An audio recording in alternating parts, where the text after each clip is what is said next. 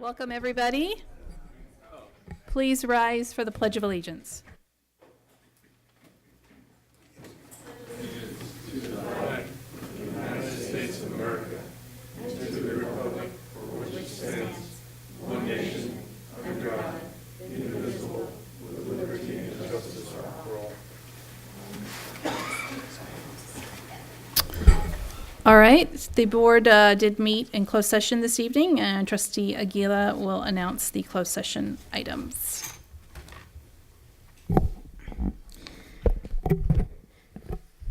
So the board met in closed session and discussed pursuant to Government Code 54957 and 54957.6, conference with labor negotiators, Chris Koska, Deputy Superintendent, Human Resource and Strategic Planning, Employees, Organization, Nevada Federation of Teachers, NFT, information only.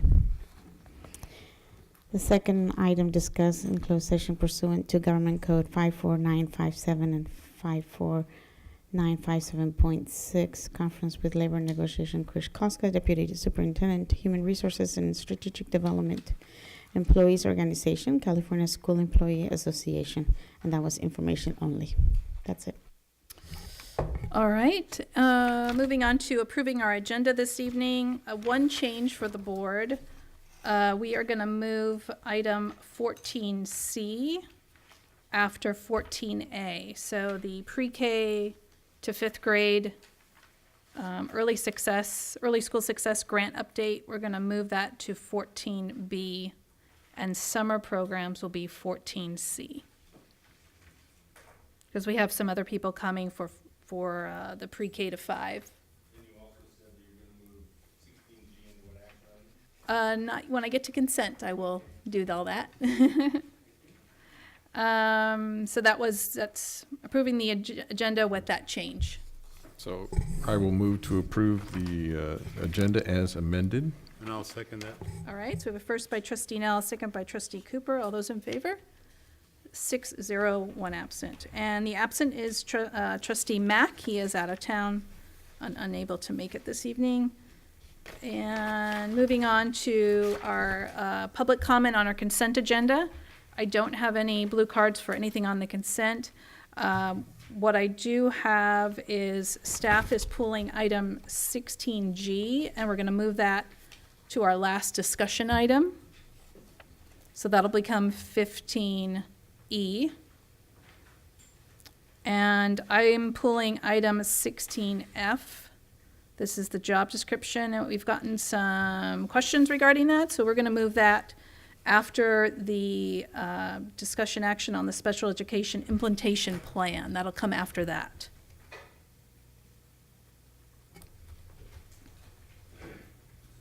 You need a motion for the consent agenda? Yeah, and I don't see any, let me just make sure there's no addendums or anything. No, there's no additional. So I'll move the consent agenda, not including items F and G, which we will take up at other times. I second. Okay, so we have a first by Trustee Millerick, a second by Trustee Aguila. All those in favor? 6-0. Okay, 1 absent.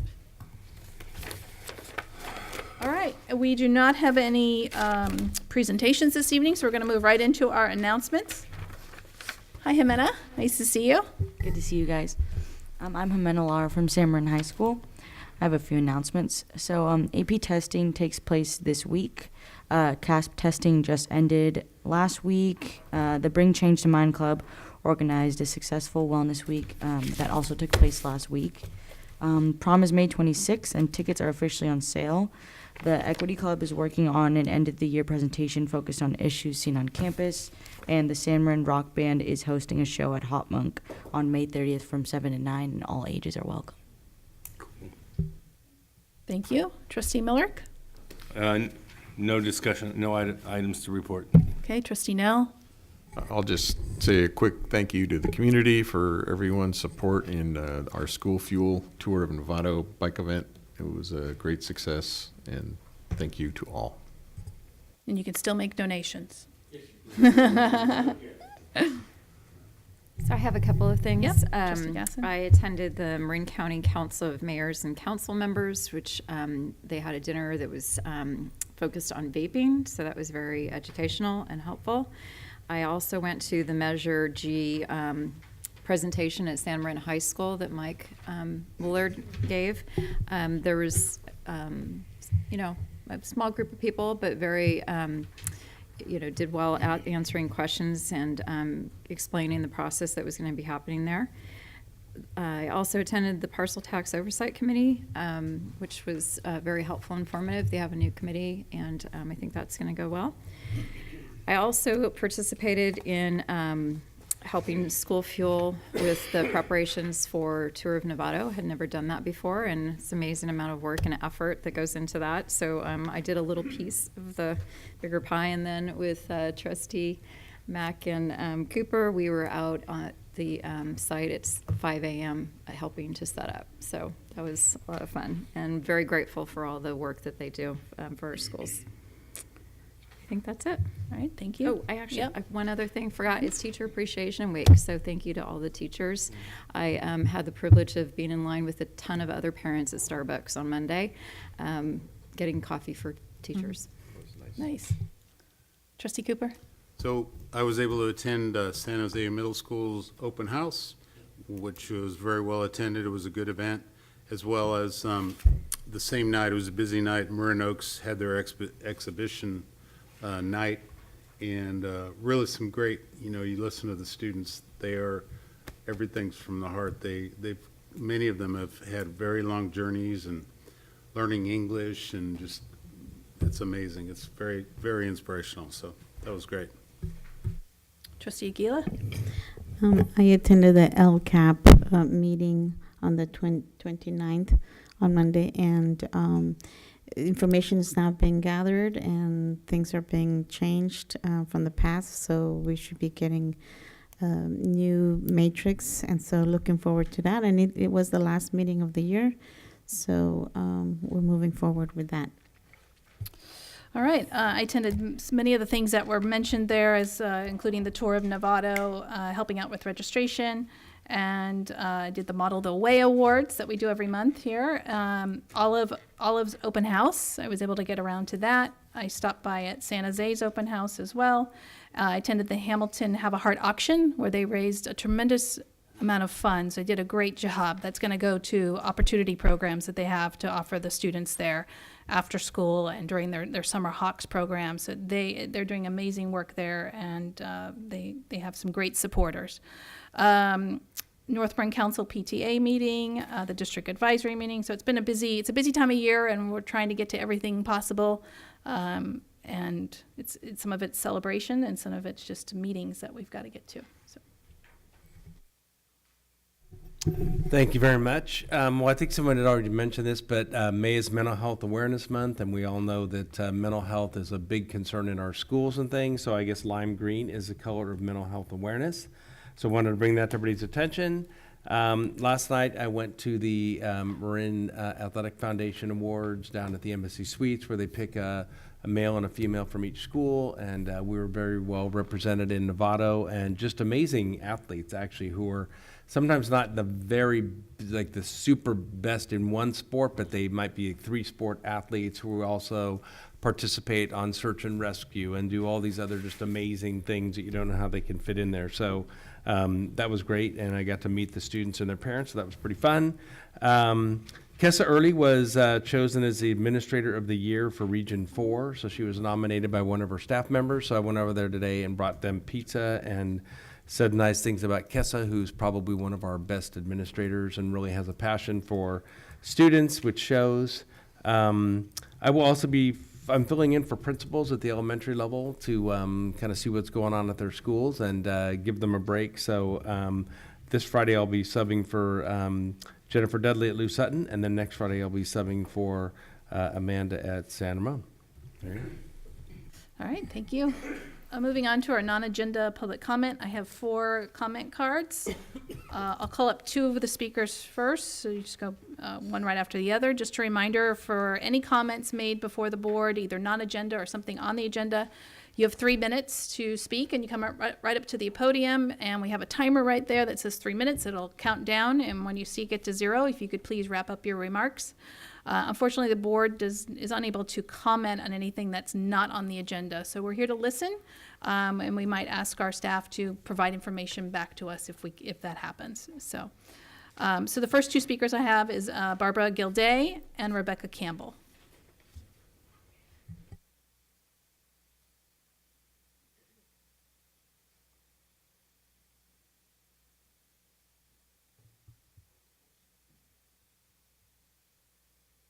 Barbara Gilday. I'm here to talk about the parking situation at and surrounding Novato High School. Living on Washington Street since 1984, I will say that in the last 8 years, the situation has become untenable.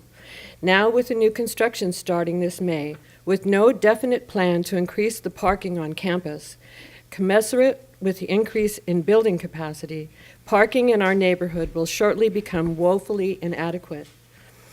Year after year, I will say that when the parking situation is mentioned, what we hear is down the road, or when this phase is completed, then we can talk about it.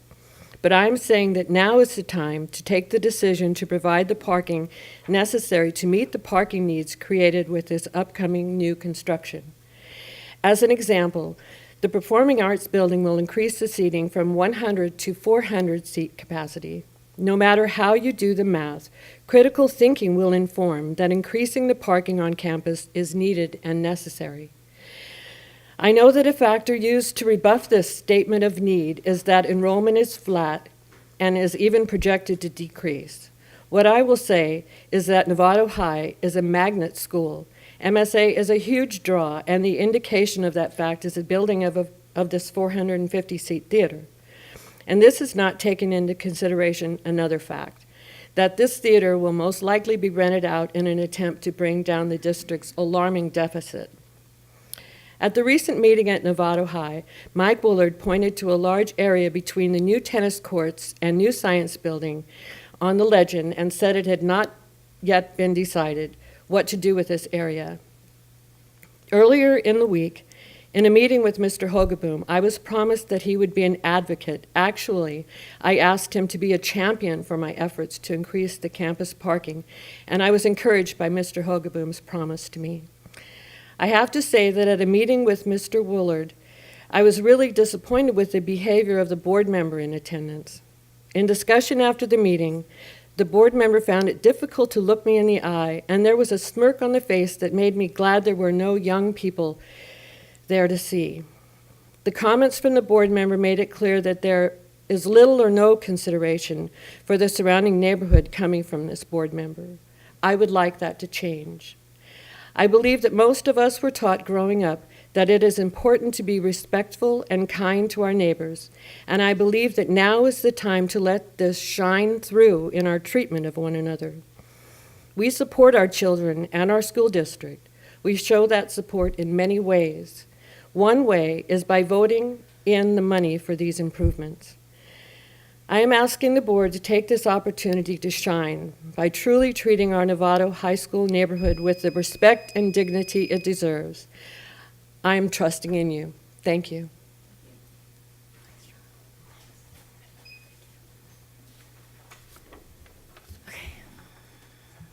Hi, I'm Rebecca Campbell. I was here just about 2 weeks ago. I'm a Rancho school mom. Last time I was here, I spoke from the heart in regards to my feelings about Rancho Elementary School. Today, I've come prepared with data that supports my feelings and perspective of others who are positively affected by the Rancho community. Rancho School is not just an institution, but a community with a park, baseball fields where the community gathers, and the YMCA aftercare program that supports the values of Rancho School. As discussions of the possibility of elementary school closures continue, I believe it is my duty to my family, my son, and our Rancho community to share the contributions and positive impact that Rancho has on the Novato community. Rancho's school transitioned into a neighborhood school from a lottery school 5 years ago. It is now a diverse community representing many cultures and backgrounds. Still, Rancho has managed to produce great results. It is the foundation that provides all children with a solid education. It is because Rancho School embodies those core values: accountability, responsibility, expectations, and respect. I would like to share with the board and the Novato community data I have extracted from the 2018 Government California Dashboard, specifically in regards to Rancho school culture and academic results. There are several indicators measured in this dashboard: English language arts, mathematics, chronic absenteeism, and suspension rate. Rancho School is above standard in English and math. Rancho students show up. Absenteeism is not a chronic issue. In fact, Rancho students attend school regularly and are above average in attendance. To put this in perspective, there are only 2 other NUSD elementary schools that are above average in both English and math. In addition, attendance in general at NUSD schools are below average. This does not include the charter school. Lastly, survey results are a great way to gain data. The Rancho School Family Survey results gave me goosebumps. Our parents and guardians are happy with the experience, education, and safety of our children. Our parents feel valued and their voices are welcomed. Our family survey score results are better than the district and national average in most categories. I would like to ask the board to revisit the school committee recommendations before revisiting school closures. Today's agenda represents over $5 million in expenditures or potential expenditures of the NUSD budget. This includes the Fans Project at Olive, $1.4 million, AC at Loma Verde, Linwood, and Olive, $2.7 million, and San Marin Lights, $1.6 million. From what I am hearing some believe closing 1, 2, or even 3 elementary schools may be the obvious answer. There is much more thought to be had than that. NUSD needs to take a deeper look into the budget and assess what programs are beneficial to our students by evaluating actual results and asking our teachers, students, and parents for feedback. If a school closure is a consideration after revisiting the school committee recommendations, I would ask that there would be transparency and share with the community what criteria would be used to determine a school closure. I am hopeful that the community perspective would be welcomed and that culture and academic results would be heavily weighted. I encourage the board members to visit our school. Friday Flag is every Friday and begins at 8:45. This event welcomes parents and families to witness our values in action. Our students are recognized with pennants when they earn 10 Eagle cards for being kind or show engagement through participating in activities such as the walking school bus. Students may also be individually recognized for academic milestones or extra acts of kindness. I know I cut short. So we also have Multicultural Week next week, and our talent show scheduled for May 31st showcasing 22 acts. Rancho welcomes you all to join us. I appreciate your time. Thank you very much. The last 2 is Lucy London and Emily Larson.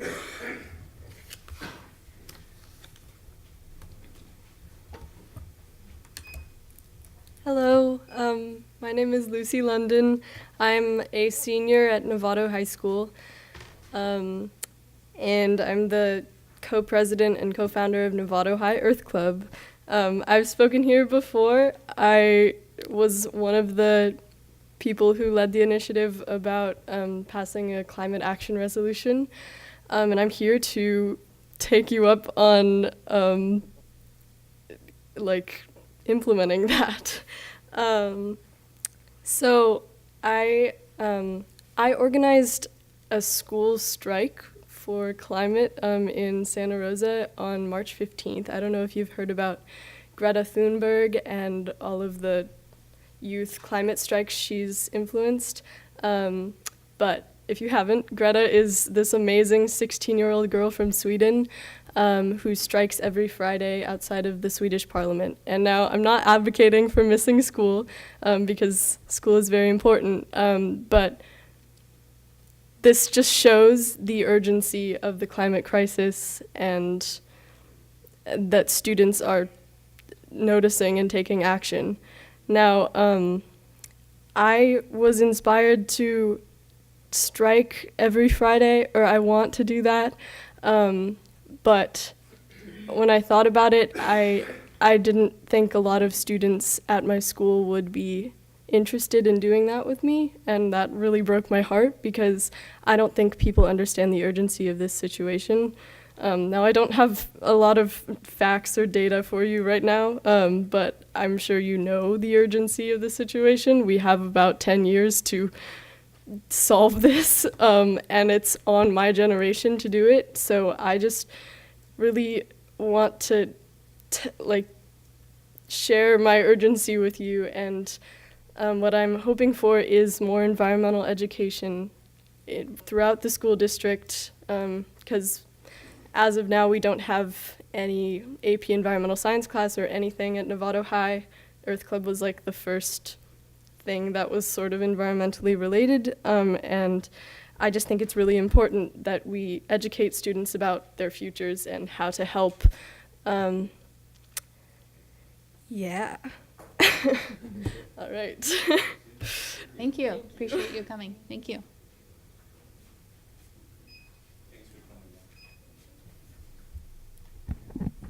Hi. My name's Emily Larson. I live in Novato, and you're super inspiring. So keep doing what you're doing. So a couple things. I don't have anything prepared tonight. Sorry, so I might ramble.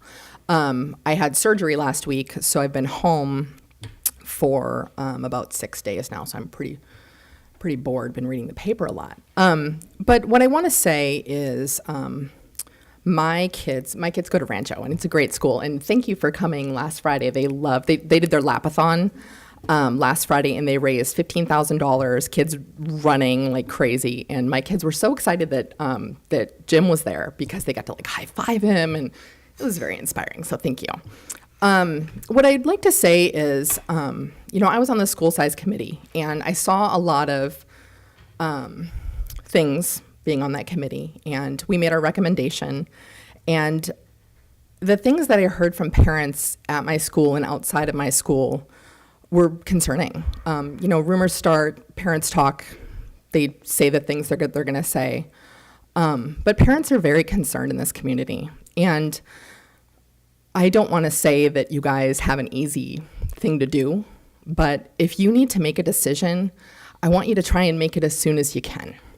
We can't wait 2 years and have this conversation be happening in our community because people are going to pull their kids out of our schools really fast because parents are nervous. I'm nervous that my school is going to close. I'm nervous that I'm going to need to find a new place for my children to go. And I shouldn't have to worry about that kind of stuff. I mean, there are way bigger things to worry about when you have kids. There was a school shooting today. There are things you actually have to worry about with your children, and where they're getting their education shouldn't be something that I worry about. We moved to Novato because you guys have great schools here, and we're proud to live in Novato. We love Novato. It reminds me of the small town in Minnesota that I grew up in that has 3,000 people. It's that kind of a town. It has that feeling. So I know this isn't on your agenda tonight, but if it comes up, I really feel like it needs to be addressed sooner than later in the fall. And when you bring somebody in to facilitate these meetings, it would be nice if they had the data that we needed to look at, to evaluate what we needed to look at. Give us the whole budget. Have people from other committees come in and tell us what they're doing with Measure G and what programs are happening. Because what I see with Measure G is my school's not getting anything for maybe 2 more years. Well, my school could close in that time. So that puts more fear on us. So thank you for your time. I'm going to get the buzzer. Have a good night. Thank you for listening. Thank you. Yeah. All right, that wraps up our non-agenda public comment. We're moving on to our first item. This is our district elections. We've kind of lumped everything into one category. We've had several conversations around this the last few board meetings. This is considered our first public hearing. Hired cooperative strategies to help us lay out different maps and take different criteria into consideration. So Corey Burbach is going to come up and talk a little bit about what that process is, and then the board will be able to ask questions.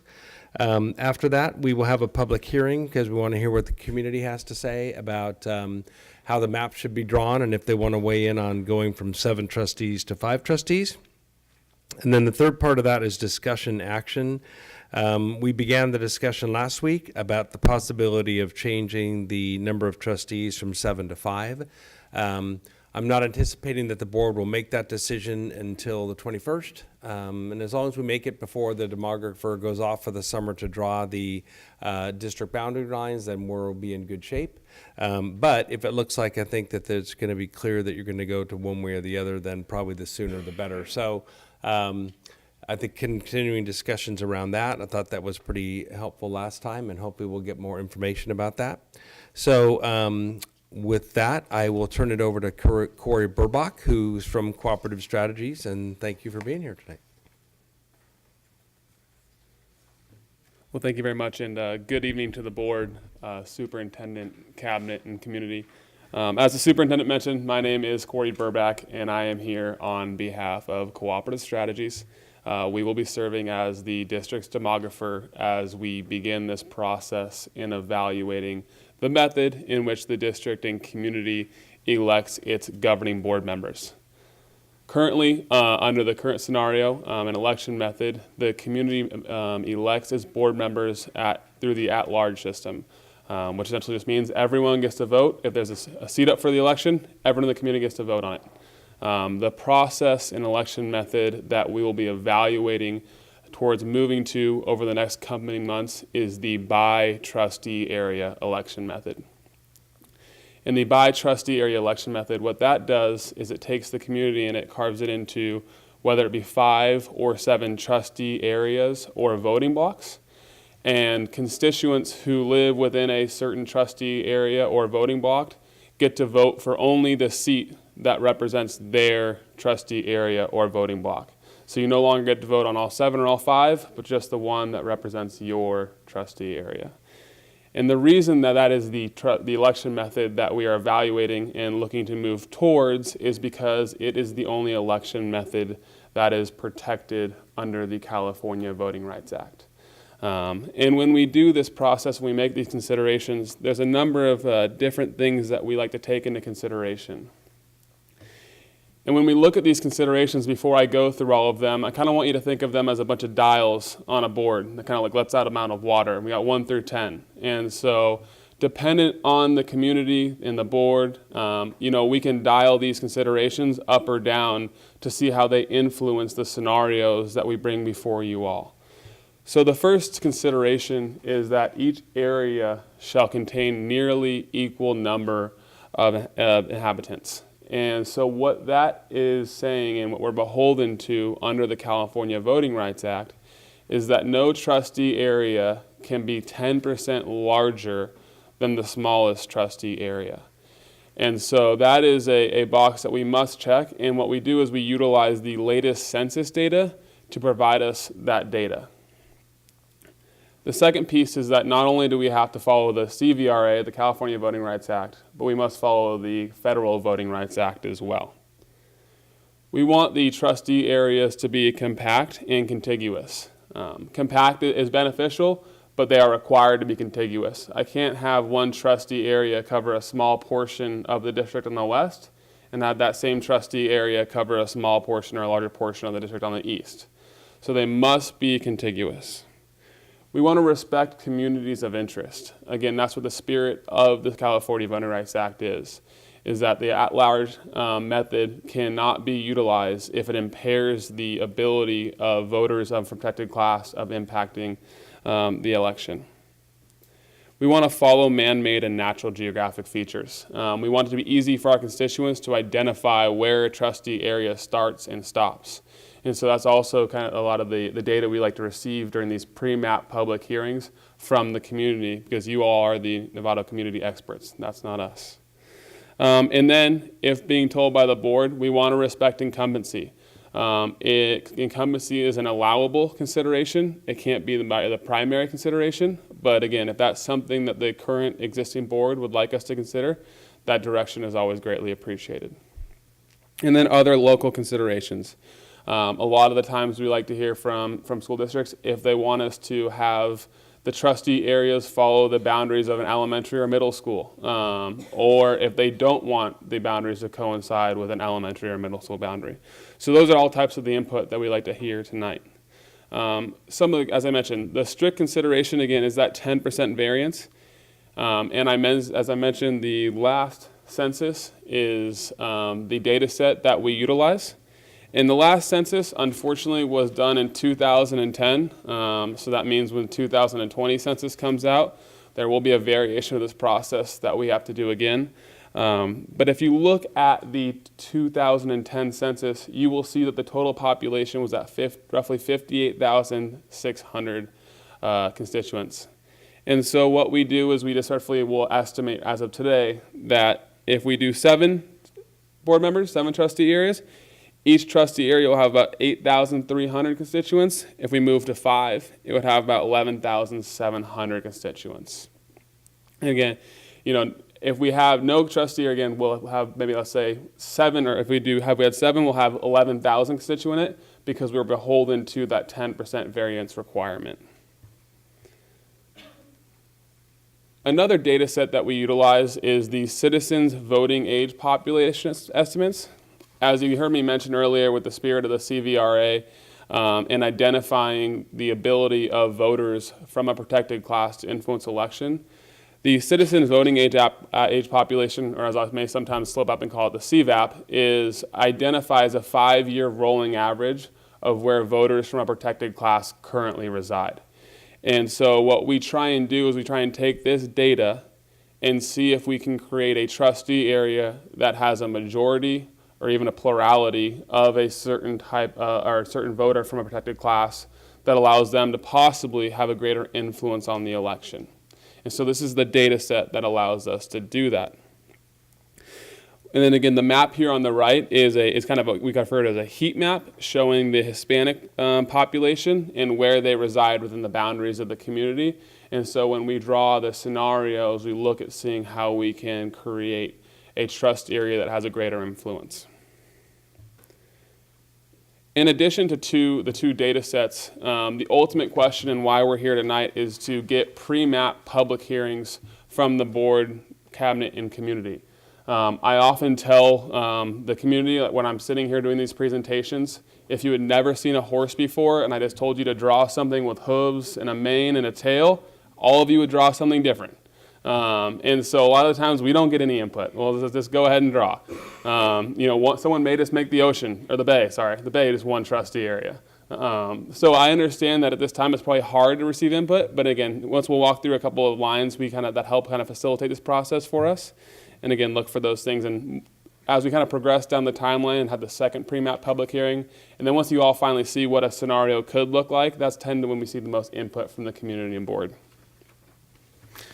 So as I mentioned, one of the most common things, especially when you have a district that has elementary school boundaries that align, is identifying those. And so as just kind of a starting point, we looked at the elementary school boundaries and saying, one, we don't know if it checks the 10% variance requirement, but this is what a trustee area scenario could look like.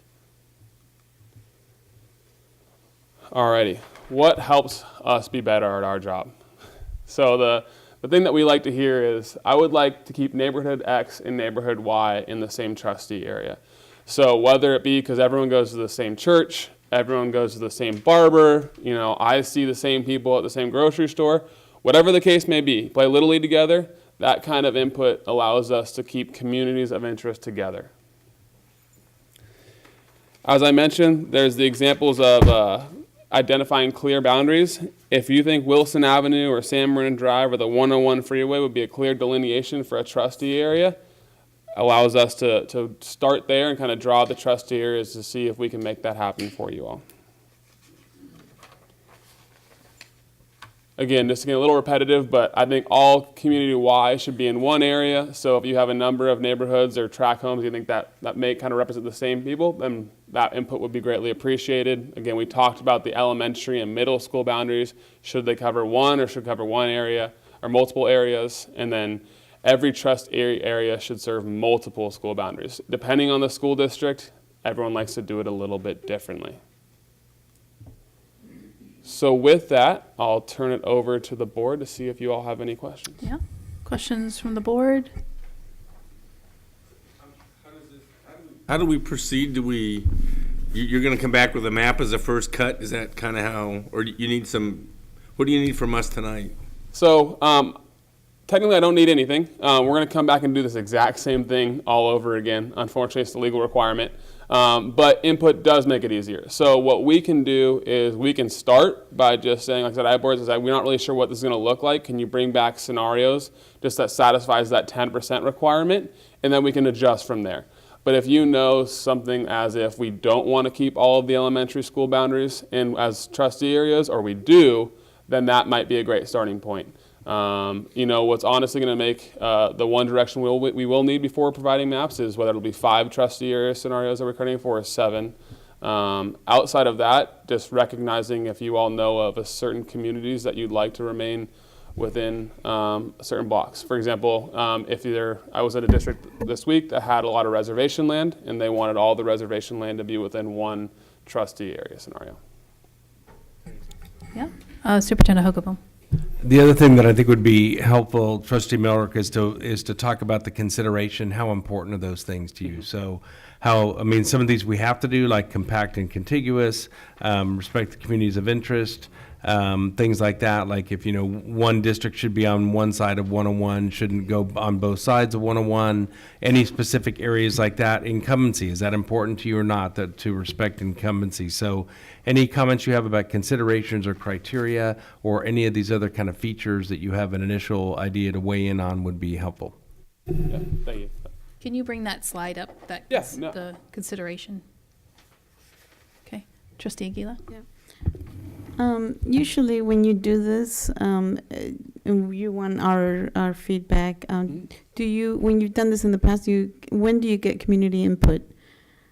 It would be tonight. We have the public hearing today, and the purpose Yeah. of the public hearing is to get community input. Yeah. And so, again, we recognize that sometimes it's hard to provide input on a subject that can be so foreign, and that's why we kind of try and facilitate some of those lines, such as the boundaries of the 101 or, communities, elementary school boundaries, so forth and so on. But the purpose of today is to receive that input, and if there's anything I can do to help facilitate any questions and concerns to provide that input, that's why I'm here. And so is tonight the deadline for the community? Nope. So we'll have 2 pre-map public hearings. And so the community, a lot of the times the community, once the people that are here tonight hear about it, they tell their friends and neighbors, and then we see more people show up at the second one.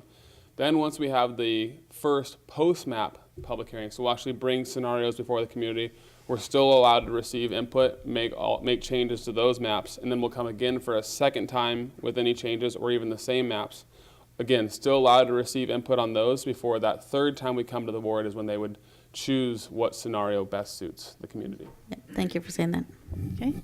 Anybody else? Trustee Gasson? So just with regards to like drawing lines and boundaries, one of the things I've been mulling on is ironically running into this at the same time the city of Novato is drawing their lines, and I don't think that we have to match that up, but I think it would be an interesting concept to take what they come up with and see if we can expand out, because we have unincorporated areas as well. But that was just a consideration I thought might be helpful, since they've focused so much time and effort and community input to develop, I think, possibly something that they're deciding on tonight. It's next week. Is it next week? Next week, yeah. I think I'm losing track of things. The other, somewhere along the lines, you also mentioned about schools, and I'm just curious of people's thoughts on that, crossing over, having multiple schools in a trustee area or not. I genuinely don't know. I think it would probably not be a good idea for, each to have one, but throwing that out as a conversation starter. Yeah. Okay. And I think on your point on the city and their process, definitely maybe something we may look towards too, but I know that the school district serves unincorporated portions of the county. And so that was something we definitely will look for guidelines, especially if the community really likes the way the city did it. But that 10% may throw us there, but definitely something we will analyze as your demographer. Right, and so what I was thinking, just in terms of making it easier for the public too, I know already where the county supervisor lines are, it's a really goofy line, and people, were voting for one, and then all of a sudden they got their ballot and they're like, that person's not on here. So I think it's gonna be really confusing in general, and just kind of interesting to at least look at that as an opportunity, and understanding that there's unincorporated. I actually am in unincorporated, so Perfect. Yep. yeah, I have no vote on the City of Novato stuff. So. No, thank you very much. Trustee Cooper? So you definitely have, there's a lot of work yet to do and work ahead. I think you definitely have some key geographic, you have a freeway running right through Novato. You have several large, Novato Boulevard, Redwood, several large streets. I would, to your point about schools, I think it's important that trustees would have not represent just one elementary school, for example. I would like to see the boundaries kind of overlap, so each one of us isn't just representing one school. I don't think that's probably a good idea. Perfect. No, I appreciate that. Yep. I'm in agreement with that. Trustee Miller? So this is a really peculiar discussion because on one hand, we have groups of communities that are contiguous, organized around elementary schools because of walking distances and other things that are good for kids. And at the same time, we're talking about, there's some in if you look at the minority map for Novato, you'll see that Novato is pretty mixed up compared to some towns. It isn't all African American, only down by the fairgrounds, and everybody else is someplace else. And we've been very successful in our elementary programs, including Rancho, where we have a mixed population of students who come from many different cultural norms, and they create huge opportunities for learning and growth. And so on one hand, I want elementary districts to continue to be structured in a way that they serve a mixed community, because I think that's the right experience for a child growing up in 2019 or 2020 to experience. I think it makes them better prepared for the world as airplanes get faster and transportation gets easier. But we're going to overlay that with governance districts, and we don't want to, so to the extent we've got elementary districts that are set to be multicultural, and we made some intentional decisions along those lines, we're going to do trustees, and you suggested we should just do the opposite. We should cut out one piece that only represents one ethnic minority, not your only suggestion, but it's a possibility, and that should be one thing we should think about, which is sort of, that would make it different than elementary districts, but it's sort of weird to figure out that, you know, after all this effort to try to make sure everybody's got kind of the same shot at the same quality schools, to then turn around and create a governance structure that's kind of going in the other direction. So I'm not confused. I guess I get the politics of it, but it makes me scratch my head. And if you look at all the pictures of the heads on the wall behind you who have served here, this town's done a pretty good job of pulling leadership. So I'm not sure where we go with this. No. So with that said, I clearly favor 7 districts over 5, based on the conversation we had at this meeting at the table before. So I'm looking forward to seeing a 7-district solution as part of what we get to talk about. We're going to get to that one, to Yeah, that okay. conversation. Yeah, okay. We're just trying to figure out criteria. So I'm assuming you're looking for, so I live in the Hamilton area. If I grab the pen real quick. Yeah. I got to flip on. So I would just say to the board, I would assume for criteria, let's not take Hamilton and divide it in half. I would want to keep that community together. I think that's what he's looking for, that So- kind of information. So along that line, the So one that's, San Marin, the one you that's wanna in my keep- mind Yeah. is I live on the very eastern edge of the San Marin community, and the district lines that were proposed 15, 20 years ago was to take and make my neighborhood be part of the Olive School. Well, we had just moved into the house, and my daughter was at the San Ramon Elementary School. So all in all, that seemed like a really bad idea to me, because now it was going to force my daughter into a transition setting. And so we sort of squished it around, and my house stayed in the San Ramon area, but 7th Street and 1st, 2nd, 3rd downtown Novato ended up in Olive School to get the balance to make sure the campuses worked. So we did some funny gerrymandering. They didn't But quite look that's an like elementary lizards. school boundary. I'm That's talking right. about voting Yeah, population. that's my point is I don't know if the same rules apply. Yeah, no, I don't think it Or do the does. opposite rules apply, you know, that you want to represent multiple campuses, so. So if I used a rule, I would say, look at the houses of the same physical age and call those neighborhoods. Look how the town built up. Well, that's sort of like what I'm saying, Hamilton. All at the same All of time. Hamilton I would keep all together. It's on the east side of 101, it's on the northern end of Novato. Would you keep all the apartments on the east side of 101 that go to Hamilton School? Well, As- then you're as- sticking with the, Those are very high-density apartments. yeah. And you gotta stay within that 10%. Yeah. I would just, for now, I would just say to keep the Hamilton, whatever's in Hamilton, and I could, New construction Hamilton. yeah. Not Belmar and Keys, for example. Yeah, you could, yeah, I would keep Belmar and Keys all together as one. I would keep Hamilton all as one. We'll do this under the public hearing. What's is what we'll do. interesting then is Belmar and Keys doesn't have a school. No, but we're talking about, I would say, like, when he draws these lines for the areas, I wouldn't divide these areas in half. I wouldn't take Belmar and Keys and draw it down the middle of Belmar and Keys Drive or Boulevard.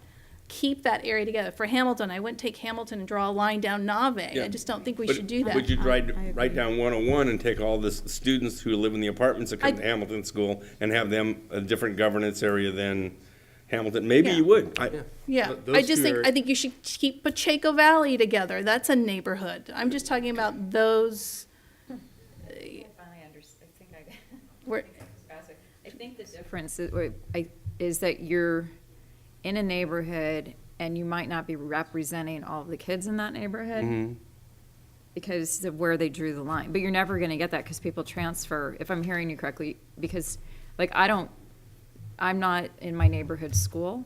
So I would have somebody else representing me probably then who is representing where my kids are. Is that kind of where you were going with that? Well, So- and, I mean, it's worse than that. If you look at where we're spending our bond money this time around, and you look where trustees live, most of the trustees live near Novato High, and we're spending all the money on Novato High. We have a bias problem sitting at this table right now. whoa, San wait a Marin's, minute. San Marin's not getting its fair share of money. Let's keep on topic. That's the governance question. And so I think one of the questions you did have that I might be able to provide some clarification on, as far as like the CVAP data, you know, the terminology and we can't make a trustee area with the sole consideration being voters of a particular class and drawing a trustee area that kind of like waves its way through just to capture all of the Hispanic Latino population. So we can't cram everyone into that.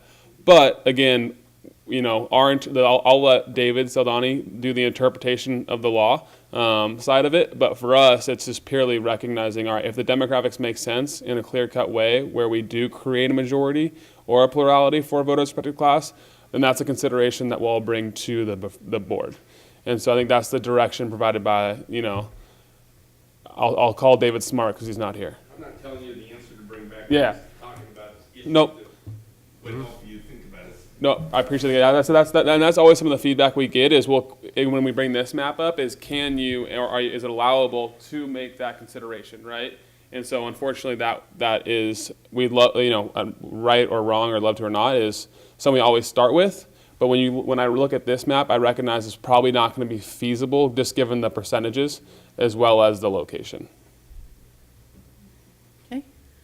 I mean, we could, trustee Nell. Yeah, this is going to be more complicated than I thought. No. Yes. No, I expected something along these lines, but essentially, I guess I just want to put my 2 cents in. I prefer to, you know, this is a unified school district, and if you live within the boundaries of the unified school district, you need to be represented. I'm not looking at it from the perspective of what school I went to, will go to, or I play soccer or anything. I think that we should divide the population up equitably, and as diversely as possible, taking into consideration some of the geographical boundaries that make sense. We have some hilltop ridges, etc. I don't know that man-made boundaries are insurmountable. I don't think I would use a main thoroughfare or a highway as a choke point. I understand the continuity of keeping neighborhoods together, and I would prefer that, but I wouldn't make it a steadfast rule. I think what we really need to do is see what, you've got the demographics here. Let's divide it up 5-7 ways. And if I had a goal at all, being from that objective perspective, would be to try to get the boundaries to cross as many different school boundaries, not just elementary, but to get the representatives to have people living within many school boundary combinations, not just elementary, not just middle, not just high school, but as many as possible. So I'd almost just approach it from, you know, a city council perspective or a county supervisor perspective, and let the people decide how they want their schools run through electing people. Okay, so this is what I'd like to do. I think we've gotten some information. You can sit on it for a little bit. We have the next hearing on the 21st, which you can provide more input. I want to open this public hearing to see if there's any public comment. And then I think we've given them just a little bit of information, but we don't have to give it all tonight. It's just some you can go home and think about it a little bit more. So what I would like to do is open the public hearing. So I will open this public hearing regarding our district elections by trustee area. I only have one blue card for this. If there's anybody else that would like to speak, if you could just fill out a card, that would be great so I could announce your name. So I have Alan Harris as our first speaker for our public hearing.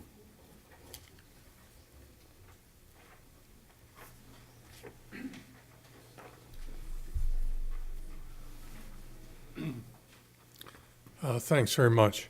I want to remind the district that I believe there's one additional aspect of both federal and the state Voting Rights Act that's mandated, and that's no gerrymandering.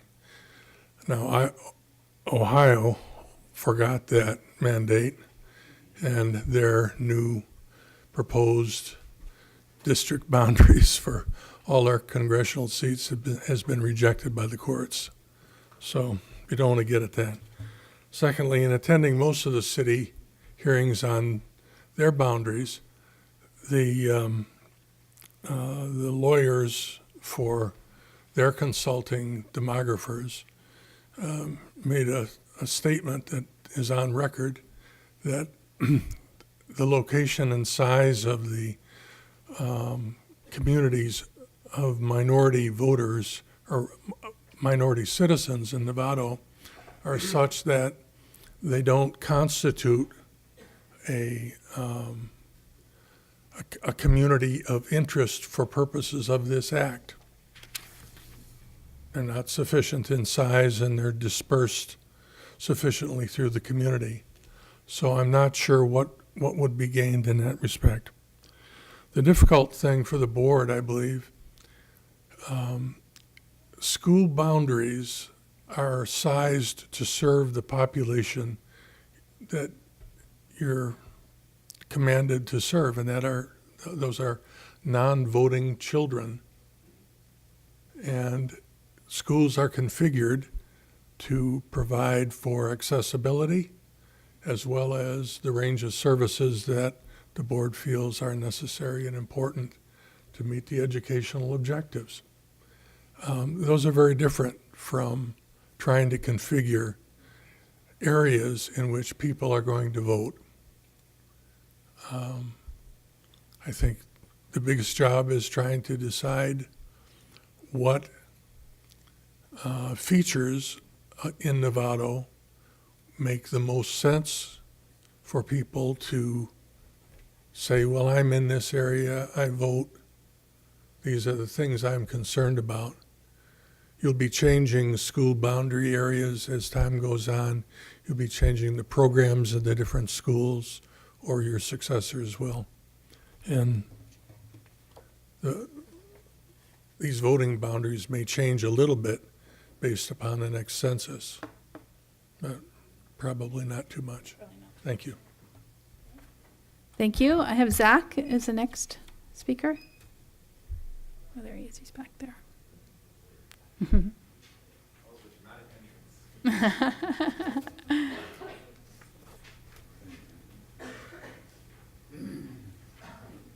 Well, just as a disclaimer, I kind of had to rush over here, so I don't really have all of my notes written down, so I'm just going to wing it.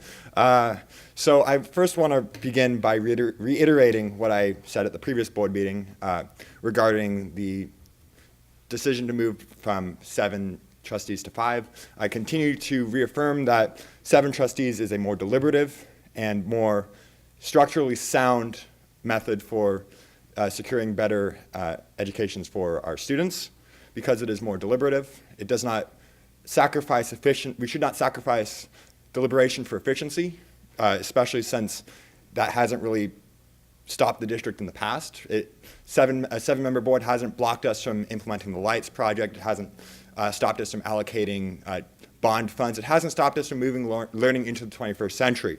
So I see no reason why we should eliminate deliberation for a potential efficiency when there is no harms in the status quo to justify that in the first place.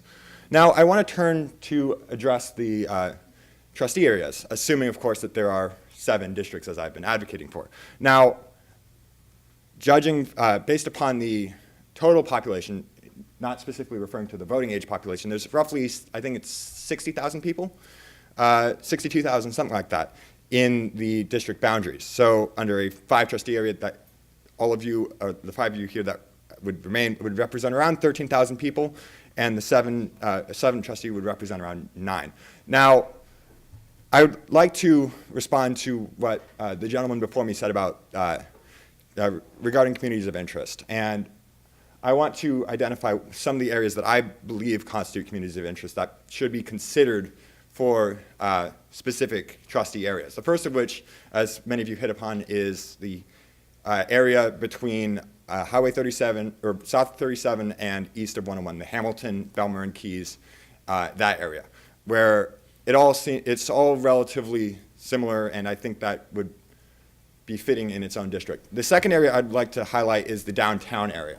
Now, a lot of you mentioned that you want to have districts that cross school boundaries, and the downtown area belongs to the San Ramon school, elementary school boundary, the Rancho, Lou Sutton, and Olive. That's 4. If we put the downtown area in one district, that has a trustee who's representing an area that is, judging from the demographic, the program I have only lets me look at census block data, but that is predominantly a majority-minority district that crosses school boundaries. And I think having a district like that would help both increase political representation of minority voters and help elect trustees who will represent more than one school. So just to reiterate, 7 trustees is better than 5, and those 2 areas should be considered for districts. Thank you. Thank you. All right, is there any further public comment in this public hearing regarding district elections by trustee area? Okay, seeing none, I'm going to close this public hearing.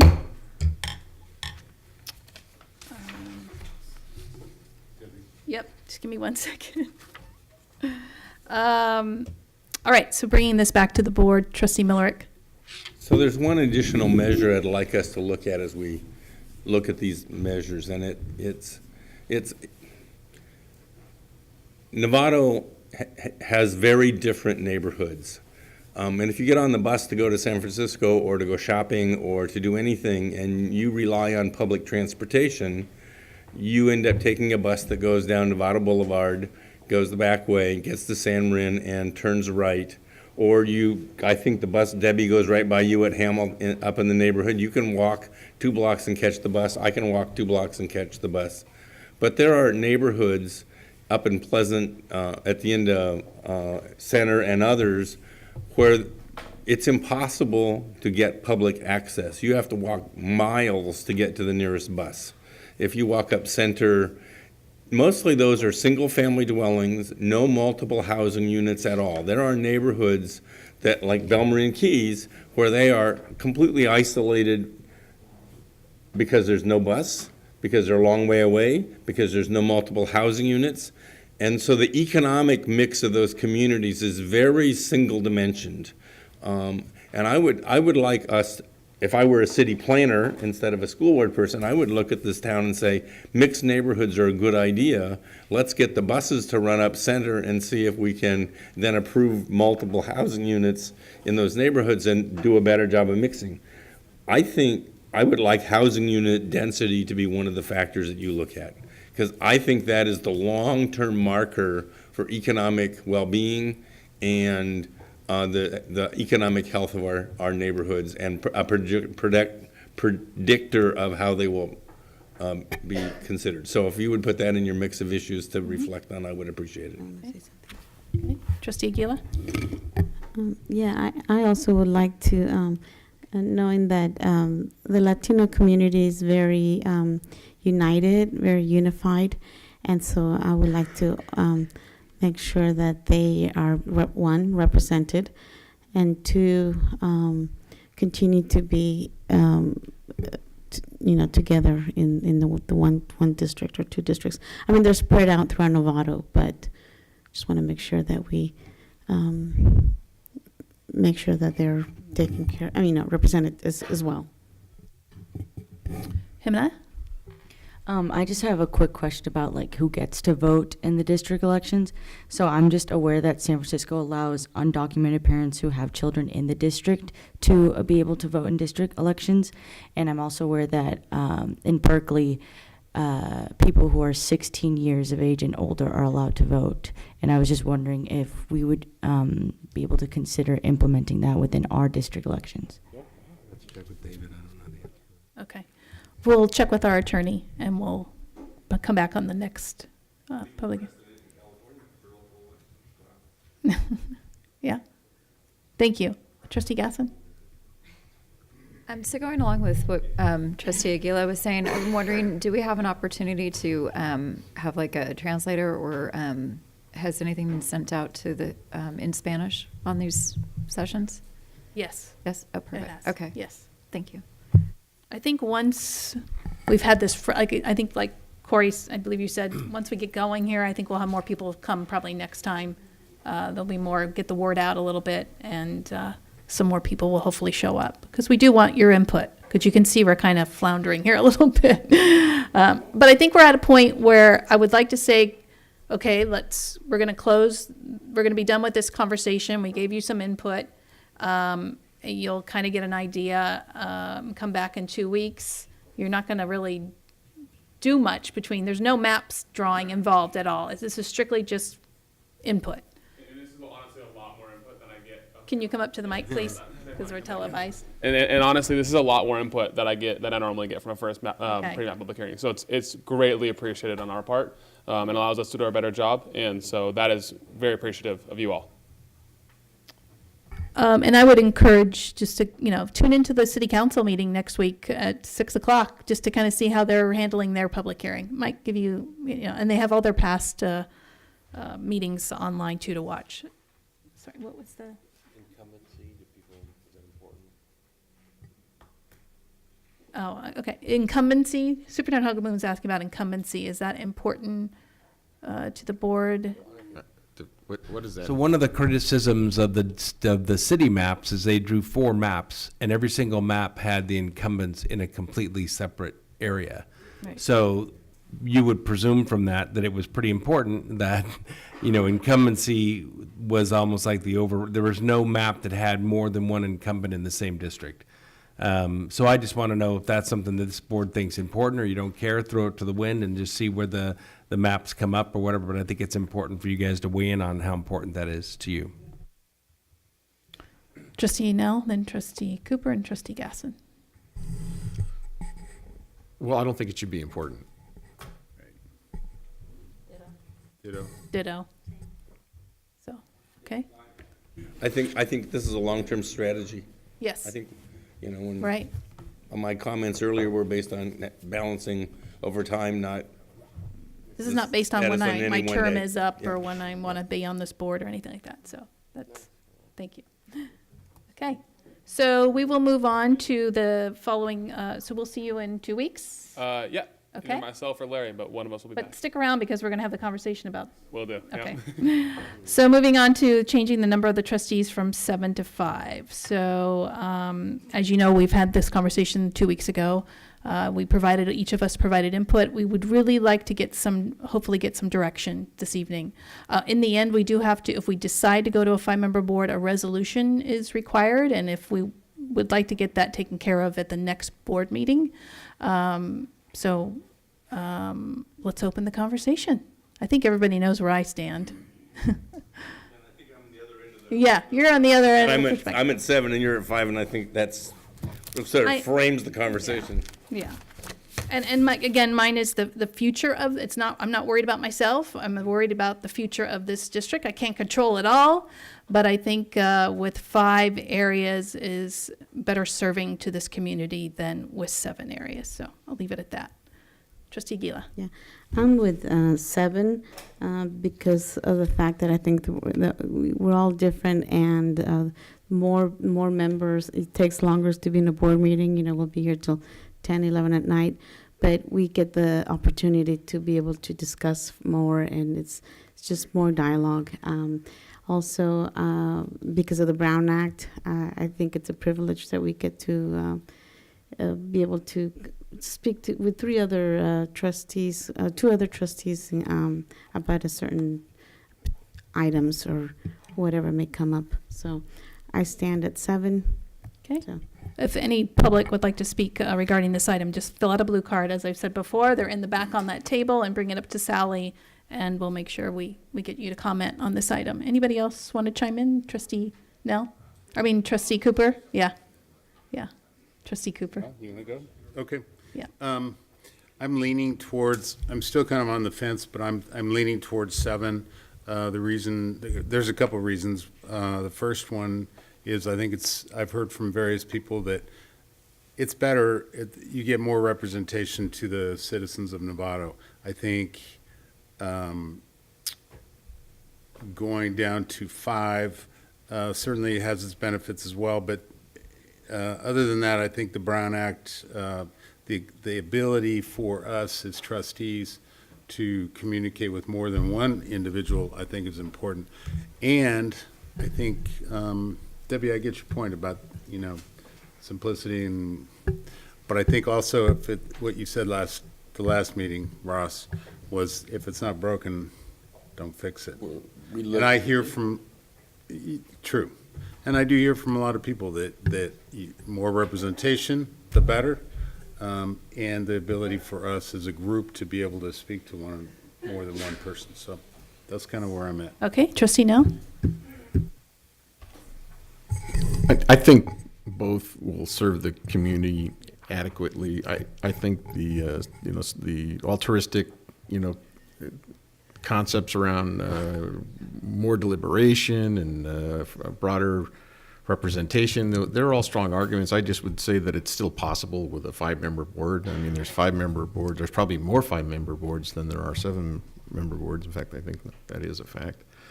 So I think we will be successful. Five. No. We'll be successful either way. I just tend to think that, kind of an operational,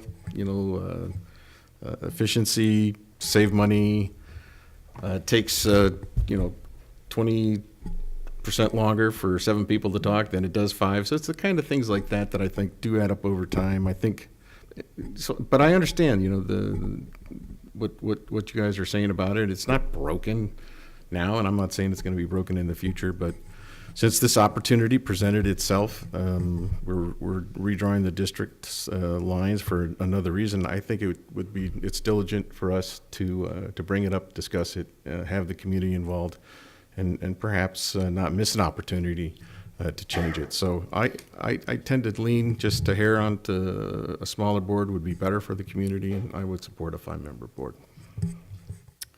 All right, I have 2 blue cards, so I'm going to move to that. Unless, Trustee Gasson, did you want to chime in? No, okay. Rebecca Campbell and Peter Hamilton are the 2 comment cards I have. As a community member, I just wanted to share with you that I'm leaning towards 7. I've heard what Mr. Millerick has mentioned in the past, and then, is it Alex?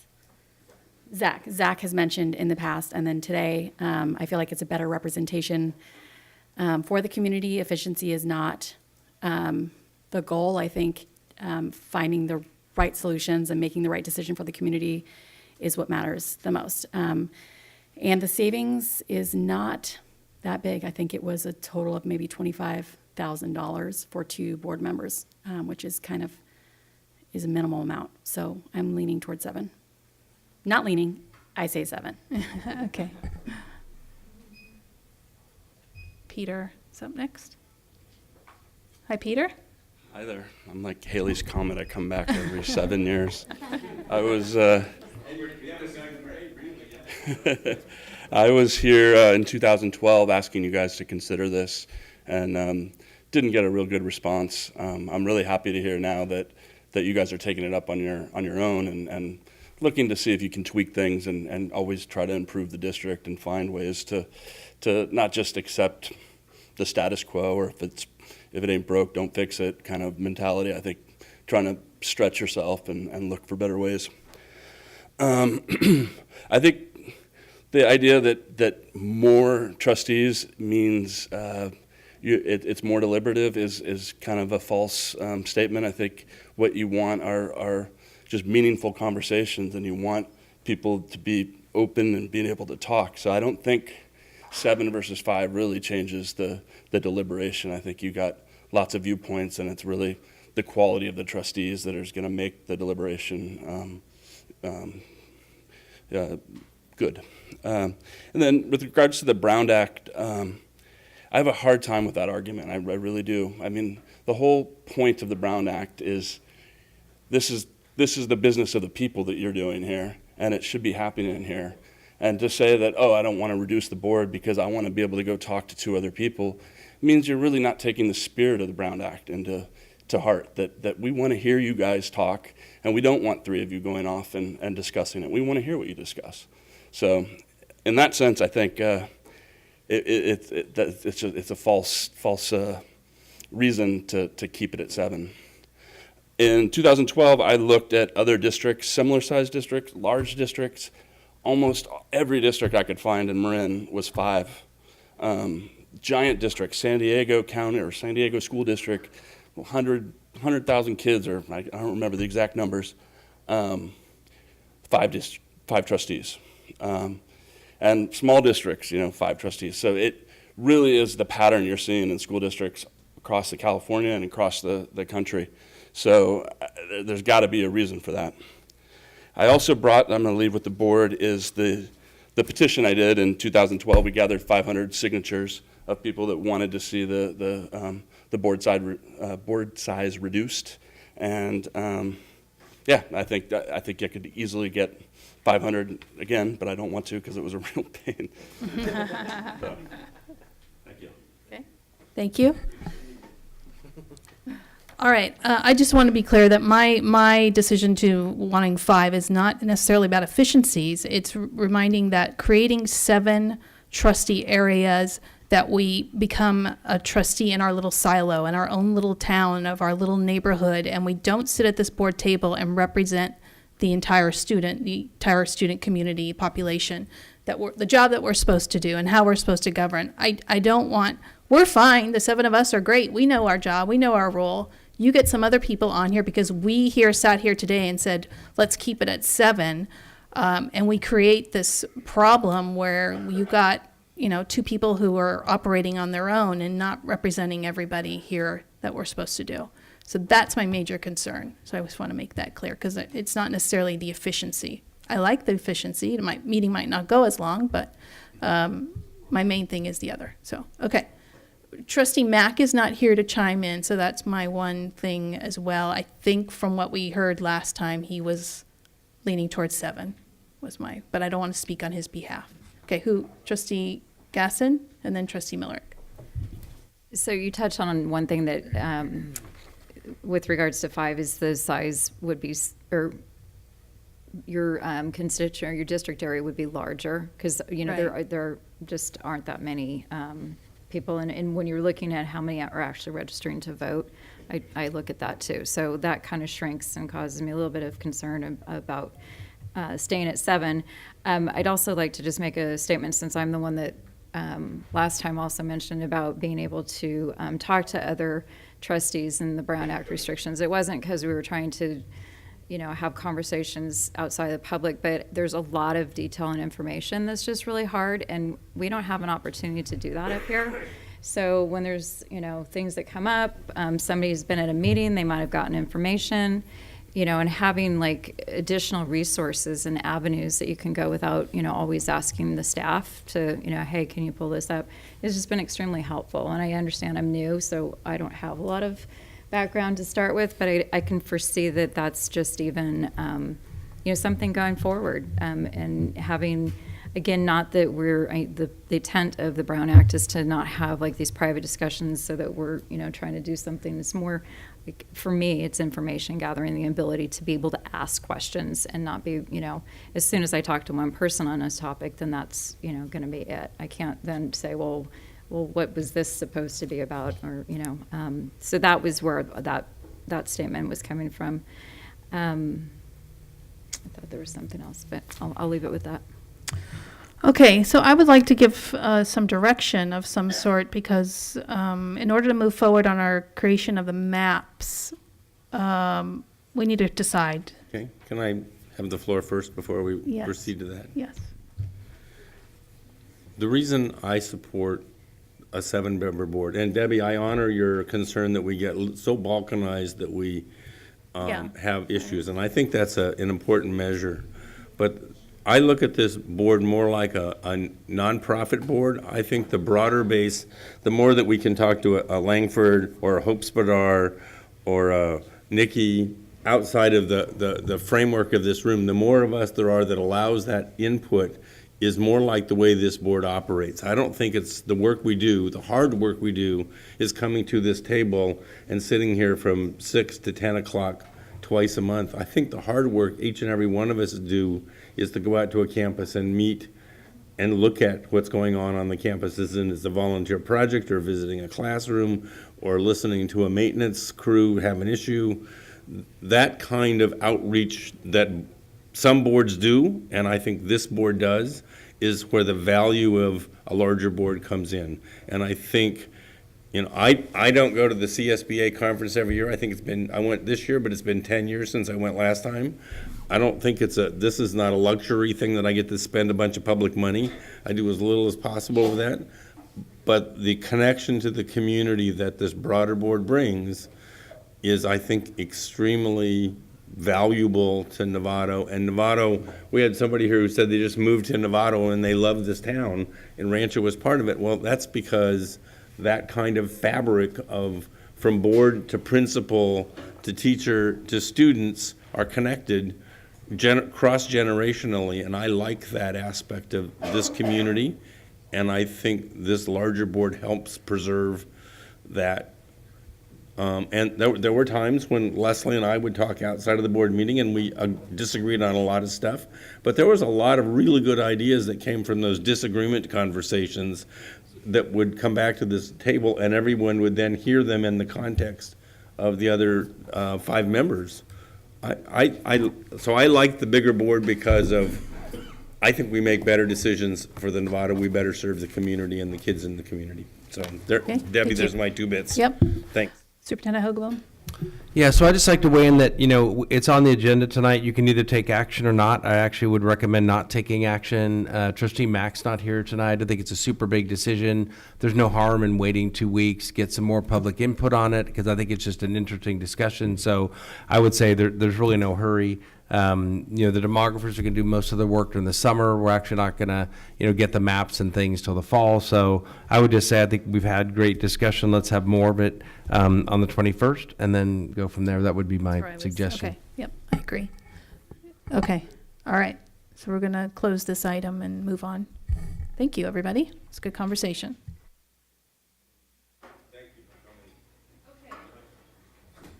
We're going to move on to our student presentation this evening. Every year we have Novato Charter School here, and they have arrived.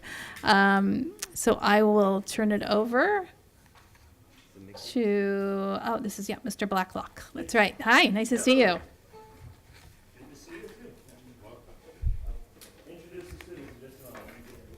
Sure.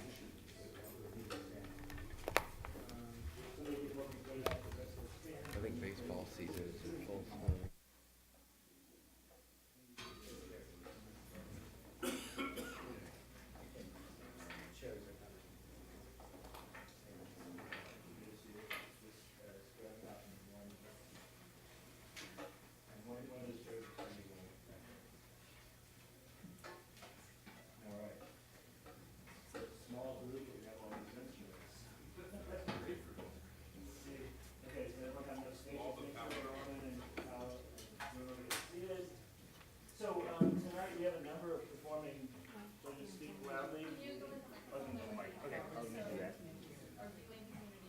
I don't even have mine on. All right, greetings everyone. My name is Kenny Blacklock, music director at Novato Charter School. And tonight I brought one of our after-school groups. All of our students from grade 4 through 8 play stringed instruments and participate in string orchestra. But my specialty, besides classical music and so forth, is playing bluegrass and Irish fiddle music and that sort of thing. That's what I do a lot of the time. And so we have these after-school classes, and this one is called Fiddle Club, and I have two versions. One is 5th and 6th grade, and the other is 7th and 8th grade. And this is the 5th and 6th grade group, known as Intermediate Fiddle Club. And so we have a bunch of violins, also known as fiddles, one viola way down at the end, a guitar, and a cello. And we're going to play, we just celebrated our school. We do 2 annual festivals, school-wide community festivals. We just celebrated our spring festival where we do maypole dancing, and we had an orchestra made up of 32 students, and all these students here were part of it. So 5th and 6th graders, and we're going to play 3 fiddle tunes for you. I guess I'll say the names, then I'll step out there and lead them. And feel free to dance. If you like that sort of thing. The first one's called Swallowtail Jig. It's Irish. The second one is called Mari's Wedding. It's Scottish. And then the third one is called Dancing Bear. It's a contemporary American tune that was written for contra dancing. Okay, Swallowtail Jig. Is everyone settled and ready? Maybe we should play their A just real quick, just to make sure everyone's in.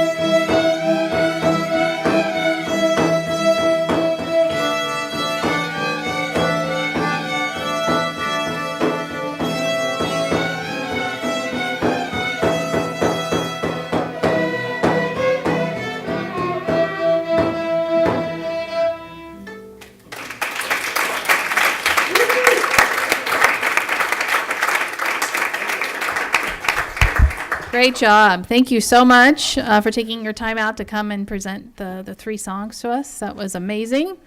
It's always better than having our conversations than listen to some music. So we really appreciate that.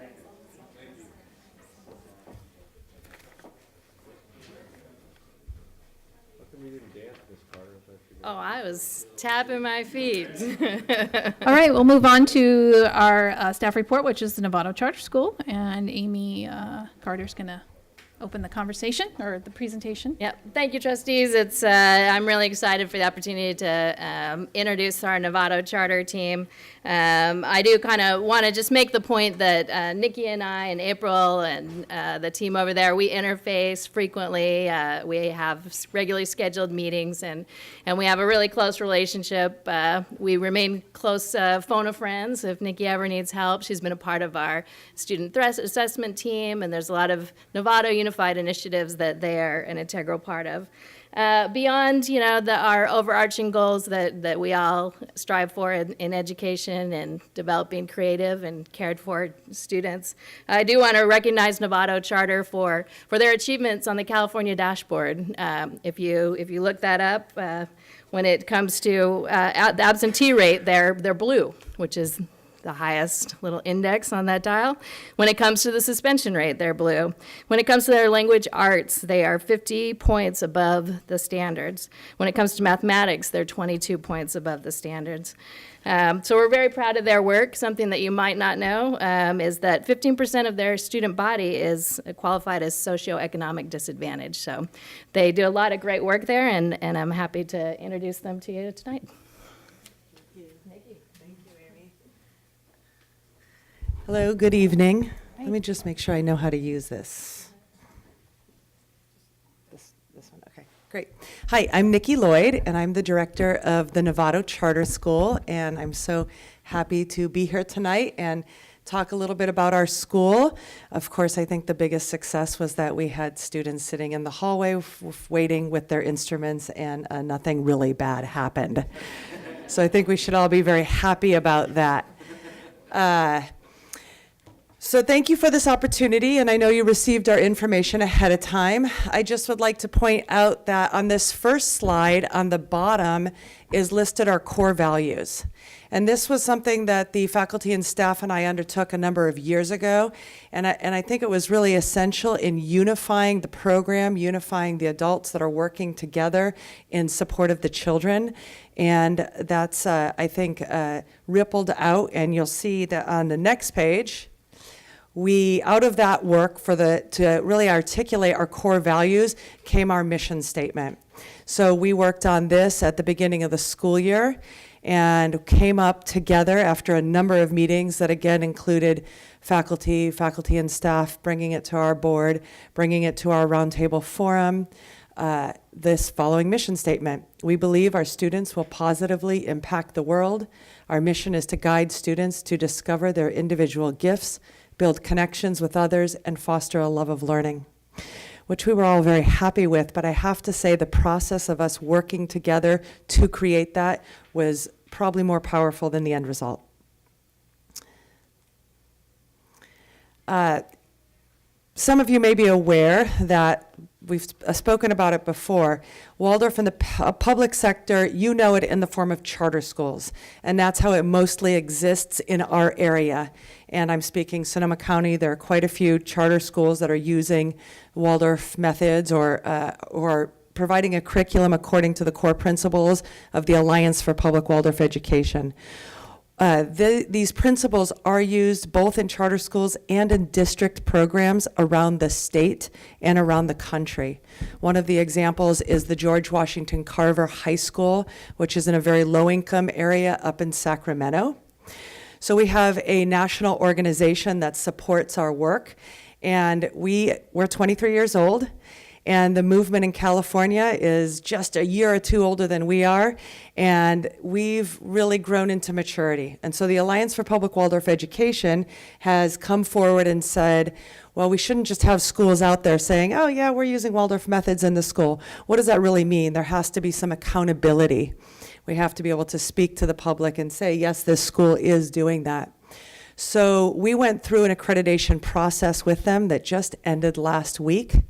It lasted over a year long, where we really studied the core principles and culminated with a written report and a site visit. Here are the 7 core principles according to the Alliance for Public Waldorf Education: the image of the human being, child development, social change through education, human relationships, access and diversity, collaborative leadership, and schools as learning communities. And I often think about your 7 C's and how well our school fits with that and really resonates. I think that these 7 core principles both speak to how our school is a unique program within Nevada Unified School District and how we are very similar to the work that is being done in all of the schools. I'll be excited to report back after we receive the written report from the site team. And then we'll find out in the summer whether we're approved for full membership status. So as you know, we have continued to focus our attention on increasing, supporting, and retaining diverse students. We've partnered with Nevada Unified School District to provide a free and reduced meal starting in August of next year. Our aftercare provider has the extended hours and a sliding scale and morning care. And we've expanded the outreach with a bilingual brochure. That felt very important to have not only the Spanish but also English on there to really reach all of the communities that we're targeting. And finally, we've continued the campus tour in Spanish. Ensuring positive school climate for all learners by focusing on social emotional learning. This is something that's near and dear to our hearts, and I think it's also important in terms of being ready for diversity and, again, retaining that population that comes towards us. So 6 of us and a board member have been trained in Beyond Diversity's Courageous Conversations. I can't recommend that program enough. It's been very powerful to attend it and then bring it back to our schools. We have all of our students have Spanish classes, kindergarten through 8th grade. And in the fall, we have a great big Dia de los Muertos celebration. And then we also have a Spanish assembly in March, where we're really recognizing the cultural influences that come with the language as well. The schools continue to collaborate with the parent initiative at our school, the Many Hearts Committee. Their mission is to embrace diversity, expand awareness, cultivate kindness. And you may know about this committee because they co-hosted with you and the city of Novato the Not in Our Town event in November. That's a really powerful committee that I'm very proud of because it was a group of parents who came to us and said, hey, we know you're doing this work and working with gender differences and we'd like to take this up within the parent population as well. And I said, great, but they need peers. We have a little less influence with the parents. And they've just run with it, and they have become an amazing partner, and we'd be happy to share that with other schools who might be interested. We have a cyber civics curriculum for our middle school, which really promotes responsible and ethical use of online activity. We hope that we can walk in, as you all know, we delay the introduction of technology. This year, of course, we're having to introduce technology in 3rd grade for the CASP testing, 3rd and 4th grade. Previously, we've received that paper and pencil option, and we've waited until 5th grade. Our preference is to wait until 5th grade, where we very systematically, intentionally bring to them word processing skills and teach them how to be an online producer, as well as a consumer, and how to be an ethical online citizen. So we consciously walk with them into that world. And again, we have this cyber civics curriculum that we use to support us in that. We've also partnered with Beyond Differences, and they have brought students in. Oh, you want me to, sorry. And they've brought students in, and they've done led meetings for our students. And we've also participated in No One Eats Alone each year. Some of our alumni students have gone on to be part of the student board that's comprised of high school students. On here, again, we have the logo from our Many Hearts Committee. And the Code of Compassion is something that our Student Social Action Committee, which is comprised of 7th and 8th graders, in January, in honor of Martin Luther King Day, we have a homeschool homework connection where we really want the students to bring home this idea of compassion and the social emotional learning curriculum that we're bringing to them. And the 7th and 8th grade Student Social Action Committee rewrites the Code of Compassion each year.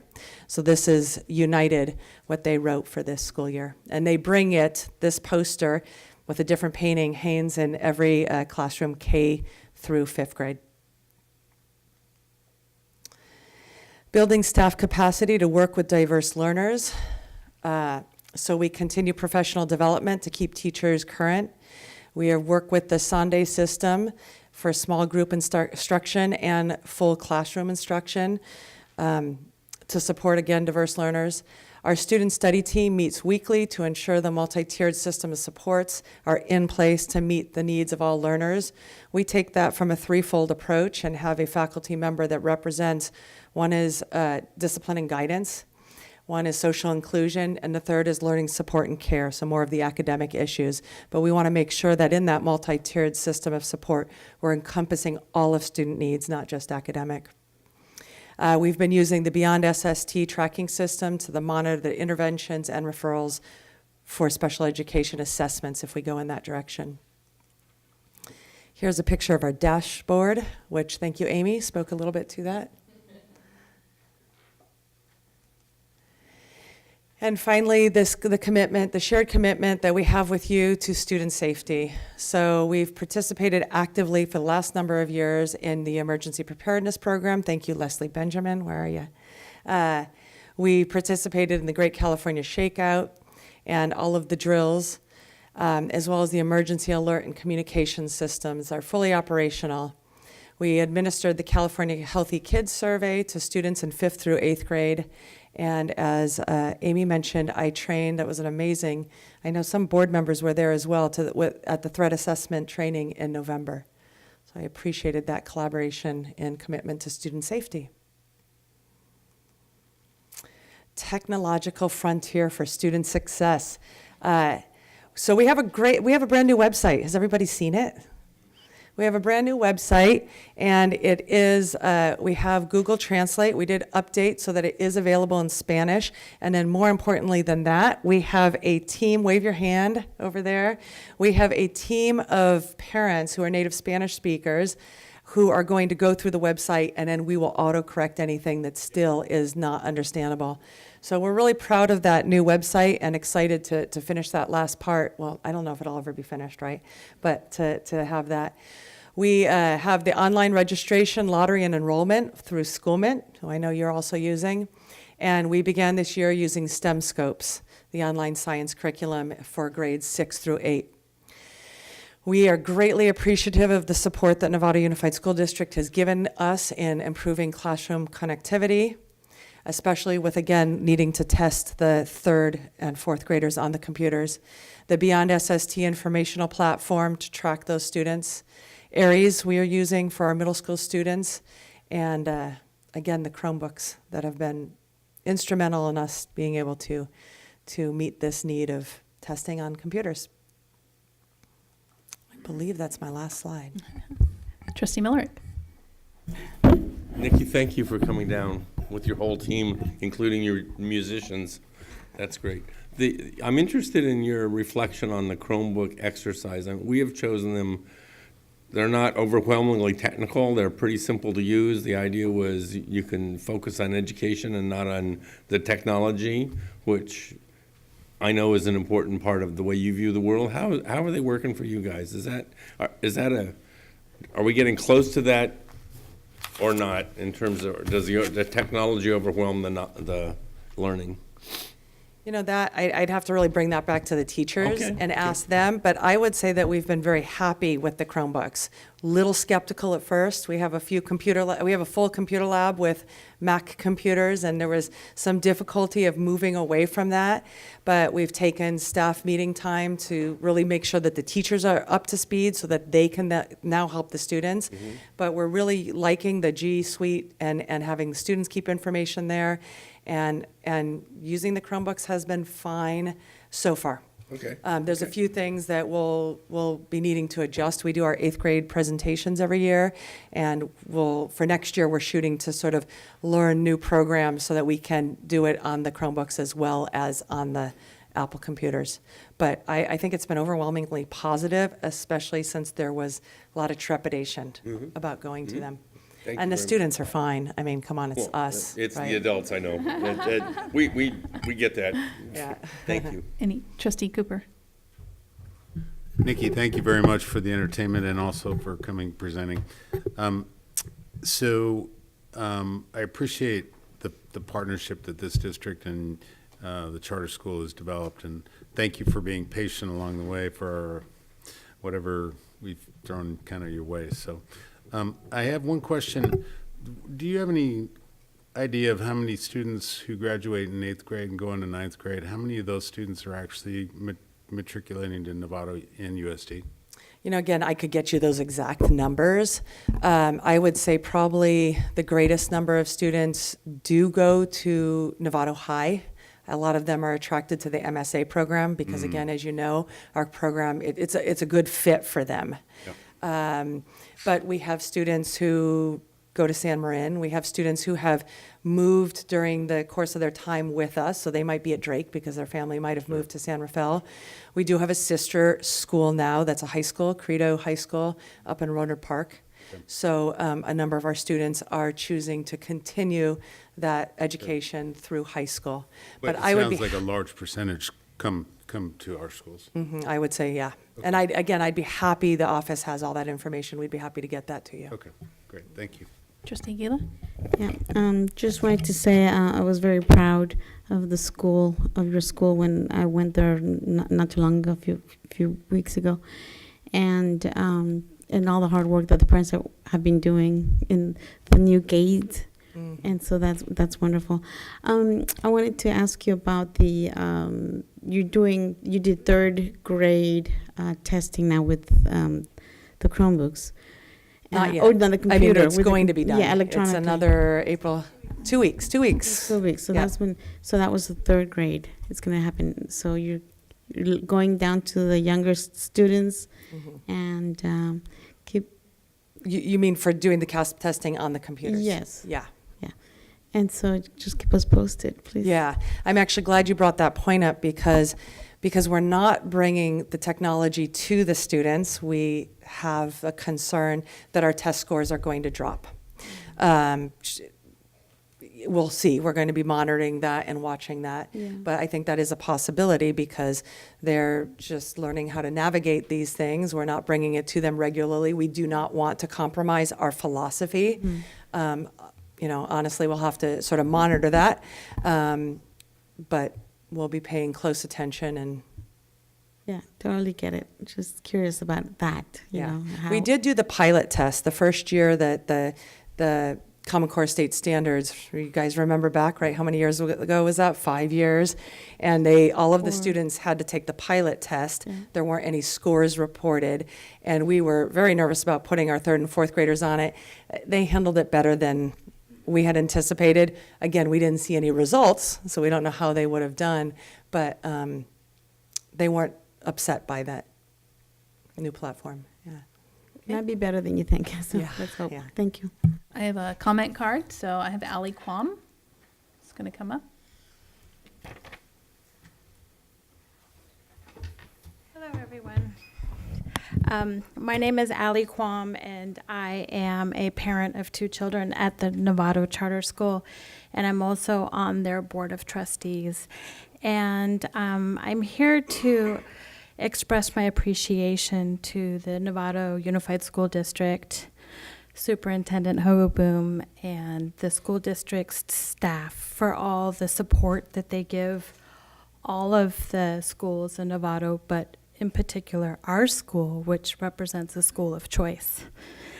With Ms. Lloyd's presentation and the musical presentation, you saw the dynamic, unique experience that our school is able to offer our children. And if it weren't for the support of the board and the amicable working relationship that's developed over these years, we wouldn't be this fortunate. So I just wanted to let you all know that as a parent, as a board member, and on behalf of all the other parents out there, we greatly appreciate having such a wonderful relationship with this board. Thank you. Thank you. All right. So Trustee Millerick? And for Nikki? Yes. Hey. So this is I'm asking for help over time. As education is transforming with technology, we never used to provide online courses at Novato School District. Now we provide some credit recovery courses that are online courses for students to take. We have some specialty courses like Cisco Academy, learning how to do some technology, that are online courses that students take. There's bits and pieces of online curriculum moving into the K-12 world, not just in Novato, but in this country. And your eye on this thing is clearly, I'm sure, aware of it happening and watching it, and would have a view that I might not have, and I would be interested in having, this year and next year and the year after that, your thoughts as this transition from a teacher in front of a classroom or collaboration in a classroom is getting affected by online content and courses, and from virtual reality to some pretty awful drill and kill stuff that's looks like math blasters of 30 years ago. So I'd like to enter the conversation. Thanks. All right, I just want to thank you. And looking back at last year's presentation and this year's, quite a difference, I think. You're making great strides in just keeping the integrity of the Waldorf education, but working with all the tools of the social emotional and student learning and different areas that we have going on here in the district that we've brought to you, and you've embraced that. And so I really appreciate that. And keep doing what you're doing. It's been great, so. Can I just say that I really want to thank Amy Carter. It's been really wonderful to get to know her and to work with her, and I just can't say enough. I really appreciate your support and your partnership, most importantly. So thank you, Amy, and thank you to admin and board for bringing her along. Yeah, good, thank you. Thank you. All right. As we said when we approved our agenda, we moved the next item up. That we're going to move on to the annual pre-K to 5 grade promoting early school success update. It's our annual update. And Jen Larson's going to kick it off for us. And you have a copy of the PowerPoint at your table. All right, we've got a fantastic team over here going to be lining up. My name is Jen Larson, and I'm happy and honored to be here tonight to introduce our P5 Early School Success team. We've got a wonderful team of principals who are going to come up and present what the program looks like. You guys have heard this presentation a number of times, but always great to get an annual update on where we are and how this is playing out on the school sites. So we have a number of principals. I believe our first speaker tonight is going to be Melissa Diaz. We also have Jen Dudley, Angela Chrysler, Steve Hospodar, Amanda Langford, and Tenia Chima. And in our audience, we have our wonderful guests. We have Dawn Jen, we have Bonnie Barron, and we have Jan Derby, all here to hear and have an opportunity to also participate in this presentation tonight. So thank you. I'm going to hand this over. Hi, good evening. So I get the pleasure of talking about our North Star, which I think is essential to what we're doing with P5. And this is our focus, our lens, and what we all believe in wholeheartedly to ensure that all children have support for their optimal social and emotional health and their well-being and cognitive development, so they're prepared to access their academics and they're prepared to move towards the 6 C's. Our goal is to really improve the quality and coherence of children's learning by implementing really high quality and effective research-based education, as well as providing that meaningful and joyful experience and learning opportunities for students. We know when kids are engaged and they're excited about learning, they're going to learn. But we also know that it's important for students to be socially and emotionally well in order to receive the education that we're providing to them. So next up, Tanya Chima is going to come talk about the cultures that we're focused on. Thank you, everyone. So Melissa shared our North Star, our philosophy, our belief. And the way that looks like in practice is these three cultures. And anytime we're having a conversation on our campuses about this work, it really takes the form of where does it fit? Because that's how we know that we're on the right track. And this year we've done some work around really putting it into the classroom frame. What does culture of caring look like? What would you see if you walk into the classroom? What would you hear? What would you feel? So I'm going to actually pass these out. That's the work that our teachers have done this year with Dr. Sam and Dr. Sharon, of really kind of dissecting what each of the cultures looks like. The culture of caring is all about nurturing positive relationships. We want to have kids that are happy and joyful. When you walk into the classrooms, you hear laughter. You see that they're enjoying being in that safe environment, and really building a strong family and home connection. The culture of competence is all about teaching kids about self-regulation, their identities, so that they see choice and they really feel like they can do school. The culture of excellence is all about creating students that are critical thinkers, that problem solve, and that have high expectations and high academic rigor in their classrooms. And I'm going to pass it off to Jen, who's going to talk about the culture of caring.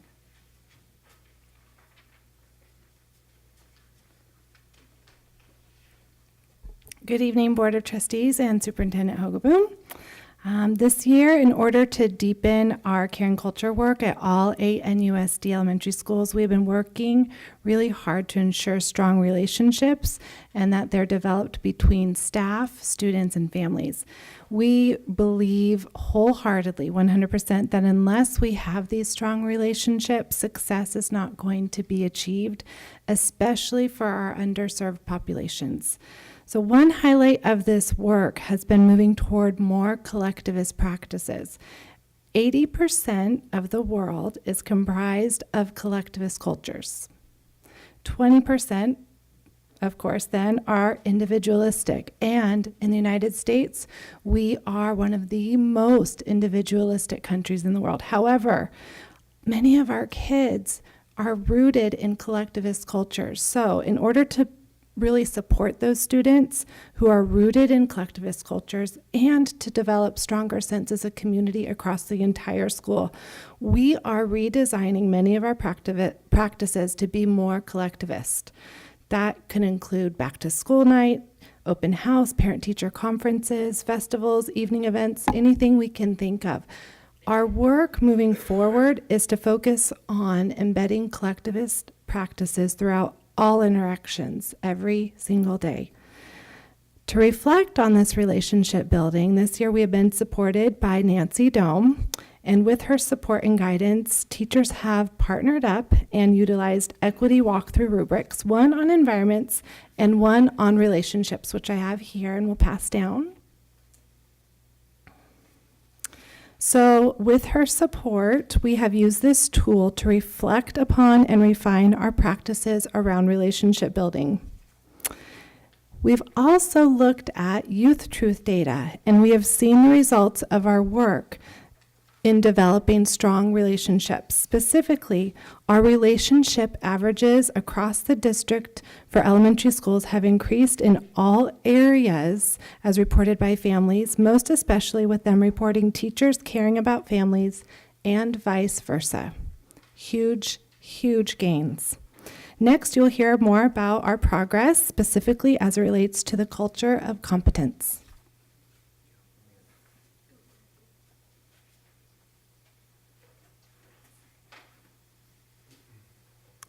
Thank you, Jen. Good evening, everybody.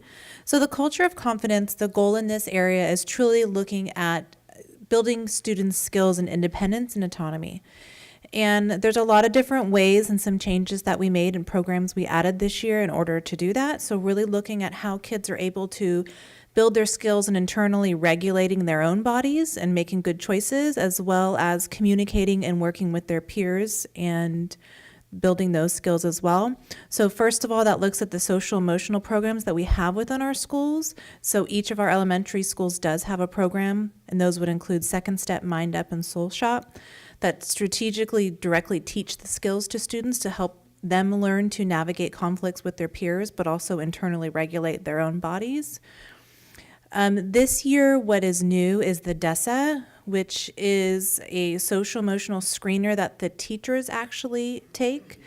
It's the Devereaux Educational Student Strength Assessment, and the teachers answer questions regarding their work or their view with the children, and then get feedback on what the students' strengths are as far as their social and emotional abilities and what areas of need that they have. And they actually get lessons and skills and strategies in order to help support that child specifically. So that's data we did this year in the beginning of the year for 1st through 3rd grade. We're adding kindergarten this month. And then many of our schools moving forward at the beginning of next year are also going to add our 4th and 5th grade students as well. Many of our schools worked with Envision, in addition looking at student-led conferences. So again, building students' skills in setting their goals and communicating about their educational experiences and their strengths and what they need to work on. Many schools also look at Fun Fridays as a way for students to learn in different ways to work together and make projects and play games. We had a large increase, actually 12% increase in our EduSnap data in the area of student voice, and that combines the two areas of oral language and collaboration, which is 2 of the 7 predictors of success, and which means that as a whole district, our students are actually getting 48 more minutes a day of experience in oral language and collaborating with their peers, which is a big increase. And then finally, many of our schools did a day of play, where students just focused on playing games for the day and enjoying the school day, enjoying their classmates, and working on those skills and working together. So with that, we will move on to the culture of excellence. Good evening, and I have more data celebrations. Amanda just shared some of those EduSnap numbers with you. When we look at the culture of excellence, we look through it through the lens of making sure that our curriculum is balanced, it's integrated, we're making those connections for our students so they can build on their prior knowledge with the same level of rigor and relevance that's so important that we know kids need in a balanced curriculum. So we looked at metacognition. And overall, all of the predictors of success that we focused on showed increases in all 8 of our schools, which was really exciting. So I'm going to share a couple of those numbers with you. Metacognition increased 2%, which is 8 minutes a day. And that's showing what you know, how you know it, asking students to prove their thinking and explain their reasoning. The balanced teaching shifted from scaffolding. We showed an increase in scaffolding instruction, 13%, which is almost a whole hour of instruction that our students are receiving a day. So on the flip side of that, the didactic teaching, where the teacher is up, sage on the stage, that we had a decrease of 4% in that. So we're starting to see that shift starting to transform in our classrooms. We are using the BRAID approach, and I'm going to share that information with you here. Some reading later for you. But the BRAID really focuses on the integration component and tools. We have the equity walkthrough tool. This is another tool that we are using to look at how is that curriculum balanced and integrated in our classrooms, and really focusing on those connections for our students. And then in addition to that, we had Lucy Calkins' reading workshop model that we introduced in all of our schools. Some of our schools had already been adopting that program, but we saw an increase in reading comprehension overall, which was very exciting. And then Kelly Lavelle has taken us full circle with our ELA learning targets, and we're going to start focusing on math next year. So we are definitely wrapping it all up into one and providing that balanced curriculum for our students in our classrooms.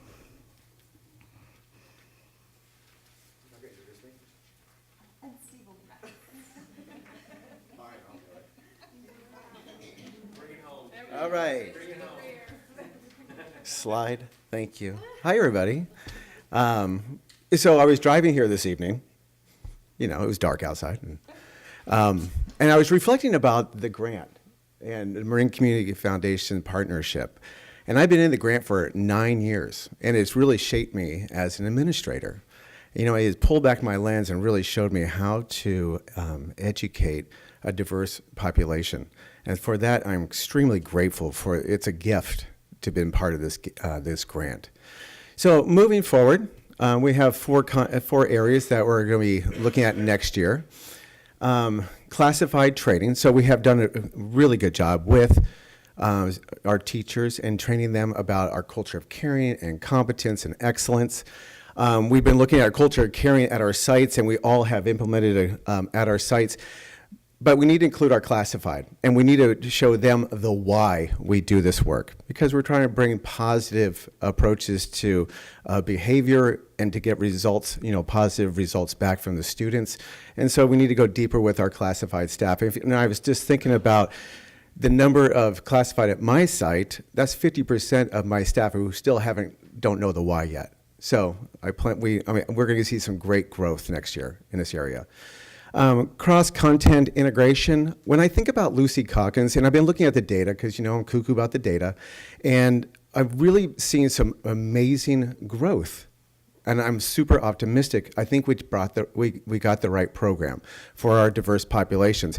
But, what you see is the engagement that's happening in the classrooms during reading time, because there's all these great titles that interest the kids based on their interests, and it engages them and they're excited about reading. And if you haven't been in the classrooms yet at any one of our sites during Lucy time, you'll be amazed. The kindergartners are on track to be at level D by the end of the school year. So that's super exciting. So we're moving this forward. So we're going to expand to the middle and high school, the philosophies about the P3 philosophies. And I'm super optimistic about this as well, because I've been on so many committees, because Jim makes me go on every committee there is.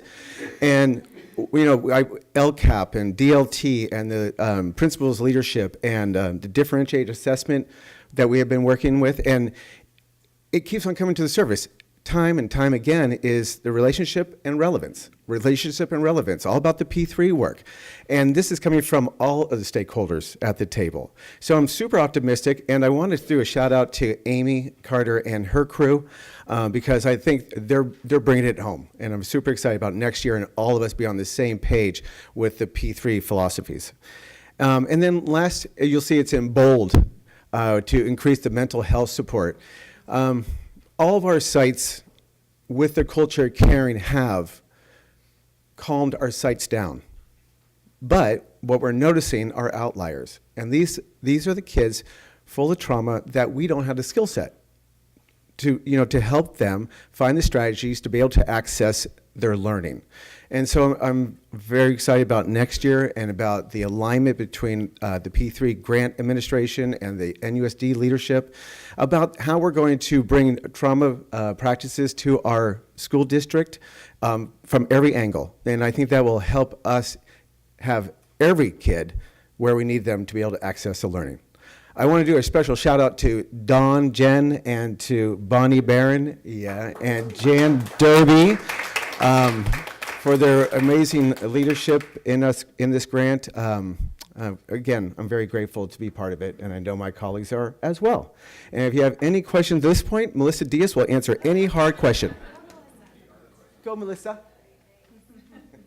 Yeah, you had the easy side, Melissa. You get back up here. That was because I was cute, but I Trustee Millerick. So I was going to ask a question of Angela Chrysler. All right. You're my favorite, Ross. So Angela, as you went through that slide that you were responsible for, you talked about how you were transitioning, now I can't find it, of course. Oh, here we are, scaffolding versus didactic teaching. Yes. And you actually measured as percentages 2 positions of accuracy. My understanding is at one point we actually had observers on the campus checking minutes of how people were doing each work. Is that where that data came from? Are you actually continuing that very detailed Yes. analytic work, or how did we get down to 2 positions of accuracy? That does come from the EduSnap data with Sam Ortwig and Sharon Ritchie. And they are actually in our schools this week and next week going over the spring data that they have collected. So that is correct. So there is a data collector in every single elementary classroom for a whole day, and they are following 4 students at random. And 1 minute they're observing, 1 minute they're collecting, and they're coding a miraculous number of codes in that 1 minute. And didactic teaching and scaffolding are 2 of those that they are collecting data on. So, Well, the observation that where you can actually take that data and then use it to revise the instructional program to better serve our kids is amazing. And I know it's expensive at that level of data collection, but I'm thrilled with the fact that you can actually tell me why you're making changes and you have data to back it up. So thank you. exactly. Very much. And it's the first tool that our teachers have that celebrates the work that they're doing. There's so much data and so many tools out there that are helpful and give us useful information, but unfortunately it highlights those areas of improvement mostly. And while the EduSnap data does give us a focus for those areas that we can absolutely improve on, it highlights so many of the celebrations that go unnoticed by so many of those other tools. So for our teachers, it is absolutely a very powerful tool that validates what they are doing and then helps us point the needle in the right direction. Thank you So, very much. thank you. Yep. Trustee Gila? Hi. Not sure who would want to answer this one, but with the culture of competence, probably Amy. Okay.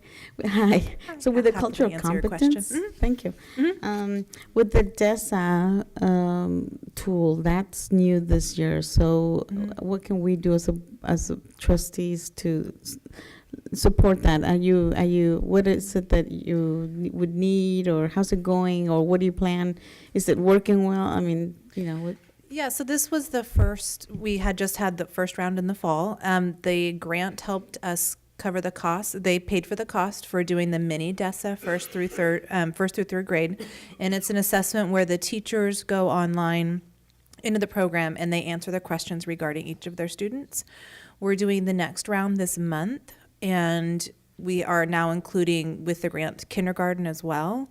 And this is with the mini DESA. Now there is a larger component to the assessment, and in order to include 4th and 5th grade as well, the schools are picking up the cost to be able to include those pieces and have that data moving forward. So there's always what you could do to help. I mean, there's always a little bit of extra money, but it's right now a lot of what our teachers need is just time, and some of the time that's set aside, and just coming to our school sites and visiting with students and seeing the experiences they're getting, I think would be really helpful. You're always welcome, but the DESA is really a tool that we're hoping to roll on, that will follow students and give us information on how we can support them with their social emotional status. So Amanda, since you're there, you're a school that's been at this for 2 years versus a Linwood or a Hamilton and Lou Sutton for 9 years. So how has that, are you guys all working together? Are you at a different level than they are? Or how are you cohesively be able to work? That's a good question. I mean, it was very evident for all of us last year that all being part of this grant just brought the 8 of us together like we've never been able to have conversations about, and we had shared that with you guys last year. And now that we have been in for a second year as well, our staff is at a different level of understanding what this grant is all about and really implementing that culture of caring and shifting practices of how we are relating to our kids. It's amazing to be able to compare this EduSnap data. I mean, I think Angela did a fantastic job of really explaining how valuable it is. And so for all of us 8 schools to be able to write plans and set goals and make changes that where we have this in common has really just been priceless for ourselves as administrators, but our staff and students and communities. Nice. Okay. Are you using Data Matters at all? Yeah, we all, Alex has come to all of our schools and used Data Matters to help set our goals and stuff as well. Okay, it helps. Yeah. Any other further questions? Okay, Trustee Nell. So I just want to thank all of you for coming tonight. This is program's been in the district for 9 years. I want to thank the Marin Community Foundation for supporting us. It makes total sense to me to be working with these kids at such a young age. Congratulations to your increased minutes, etc. And I just have to say that you guys have the nicest way of, putting out accountability management tools for your staff. The way you couch it all. I just hope that after you do your they do the walkthrough self-assessment, that it comes back. You must, in some one way or another, find it relevant and useful, and you probably do something when you see a lot of ones or twos or something. So I just appreciate the passing these on as well. Thank you. All right, I just want to do a shout out to Sam and Sharon, who I was able to spend with Sharon in Colorado at the P3 Institute.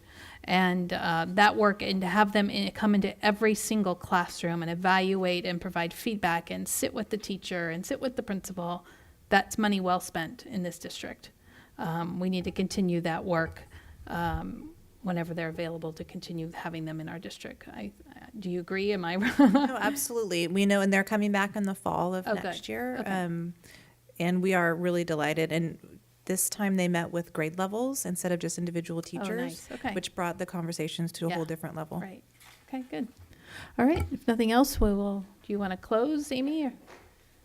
I just want to point out that this evening we reached out and we said, let's just get one of the principals to represent. But there's such an investment in this team of 8. It's extraordinary. I just want to underscore what Amanda said, that I've been that elementary principal at the table with some other colleagues, and there can be some tension and some friction. I've never experienced a principal team as cohesive as this team here, and I really attribute it to this work. Steve talked about the mental health need, and so I wanted to just forecast for the board that the P3 team has kind of heard that cry for help, and part of the scope of work in the 1920 school year is going to be an emphasis on trauma-informed instruction and really giving our teachers that toolkit that Steve's talking about. So just want to applaud this team. They're an extraordinary group of individuals, and we're so, so lucky to have them at the helms of our school. Great, thank you. Thank you, principals.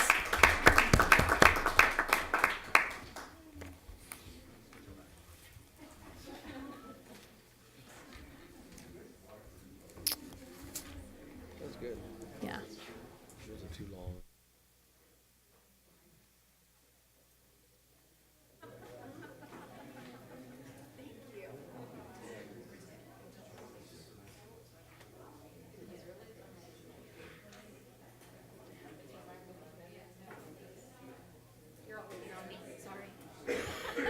All right, moving on to summer programs, and Jen Larson will be presenting.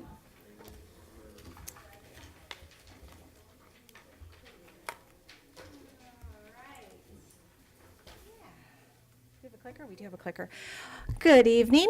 I believe I have the next 2 in a row. So I'm going to try and be very, very brief on these. And if you have any questions, there's certainly time for those at the end. But this report is just simply to give you an update of where we are in our summer programs. As you know, we've expanded. I'm very excited and proud to let you know that we'll be able to offer summer programming for up to about 450 of our students this summer, which is a significant increase than we've had in the past. As we know, the gap in learning between the last day of school and the first day of school can be a big one for some of our students. And so it's really important for us to do what we can to provide not only learning and opportunities for continued growth, but also enrichment for students who don't have other opportunities during the summertime. So I'm going to start with the programs that we have always had, historically have had, the first of which is Camp University. You'll notice that the slides reflect exactly what you have in your board report. This is just so that there's something for the public to see as well. This is our language acquisition program for our elementary school students. It serves our LPAC levels 1 and 2 students, and we can take up to 200 students. It is at Lou Sutton Elementary School. You're going to notice that one of our biggest challenges this year was was our facilities. We don't have the facilities open the way that we usually have because of all of the construction happening, and so we've found a lot of flexible teachers and principals who have let us use their space this summer. In addition, a special thanks to our maintenance team and all of our other grounds janitors who are going to be able to help serve our students on different locations than they normally would. Camp University, you'll see, is going to be led this year by Lisa Heslip, and our partners are always the YMCA.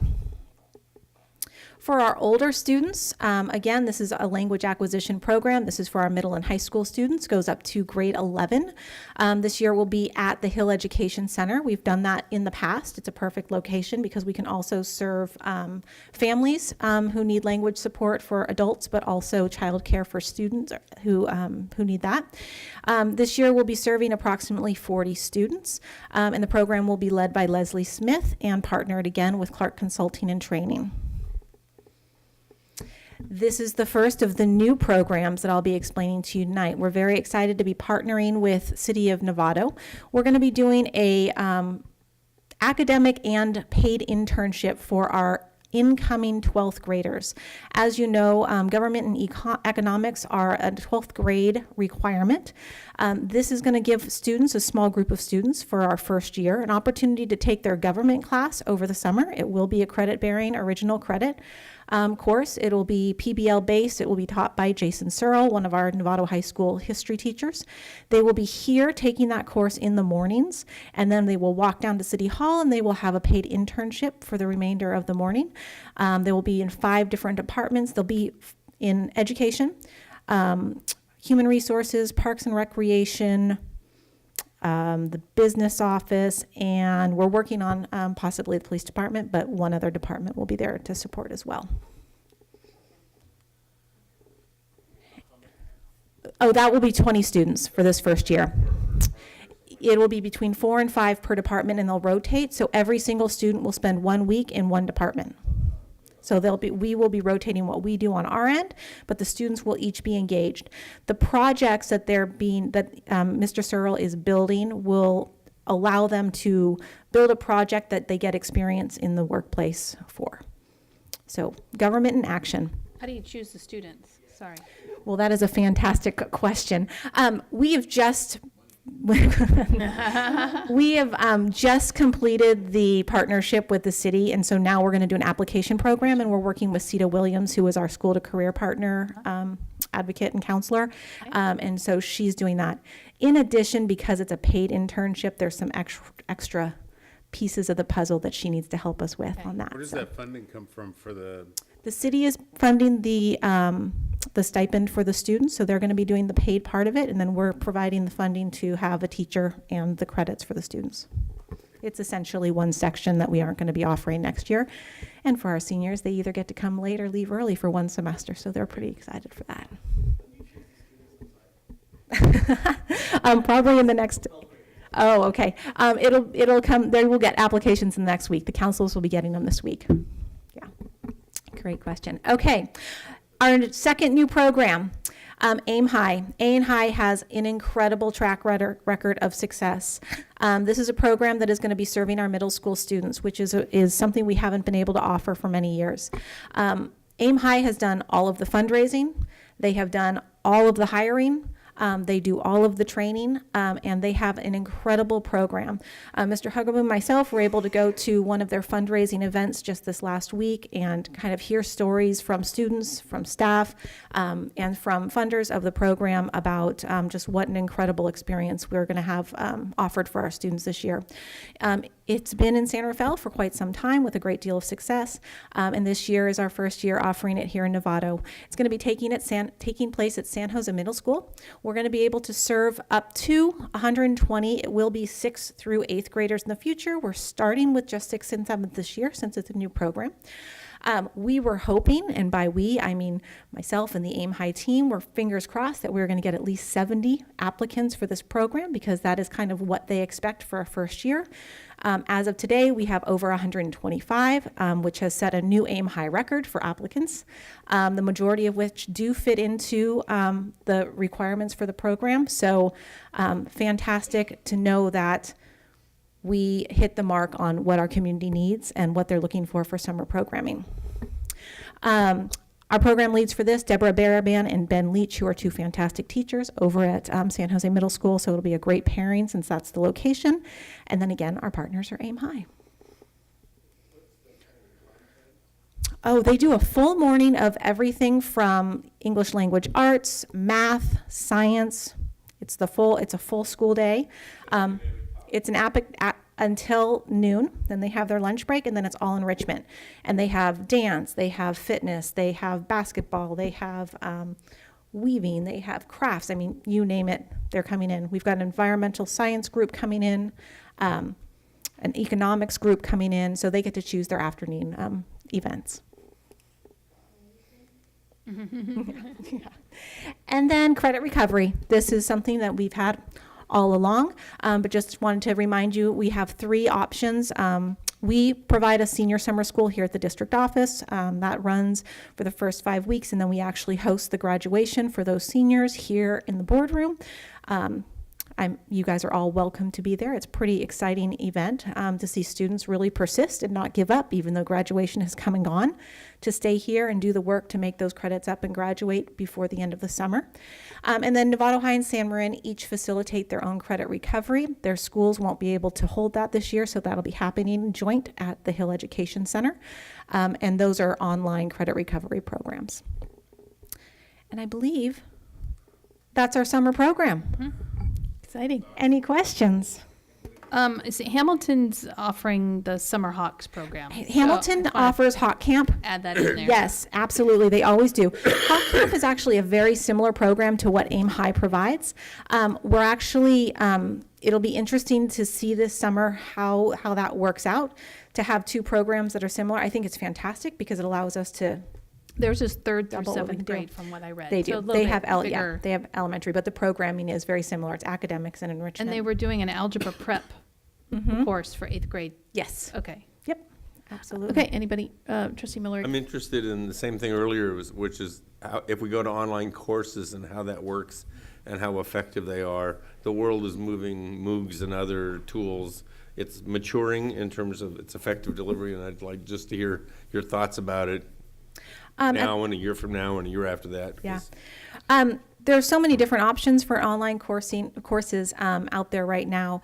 What we use for credit recovery, because of the restraints of our schedule and the seats that we have, we've always been very limited to only allowing or having seats for students who really need to make up credit. We do have original credit coursework that happens, but mostly in our CTE courses if the students need something that isn't being offered on the campus. I do see a place where some of those are starting to come out more, especially with students who are at a very advanced level and are choosing to take online courses as a way to reach new possibilities. One of the things that has really stood out to me in some of these programs, especially in math and science, is the component where it allows for a group setting online. So for example, we have a couple of middle school students who are taking high school level courses. Because of the change in the schedule in the last couple of years, it's hard for our middle school students to actually get to the campus and back in time for the scheduled classes. So they've been involved in some online communities, and there are a couple of online publishers that are fantastic because they actually put them in groups with other kids around the nation that are in similar interests. And they do the online content, but they also participate in virtual meetings and lessons and projects. I'd just like to learn more as you learn more, Yep. because I think it's. I will let you know It'll that be we more are effective over we are looking at switching our credit recovery model moving forward. We have an option for as we move towards proficiency-based education, for them to just take the components that they need, not the entire course.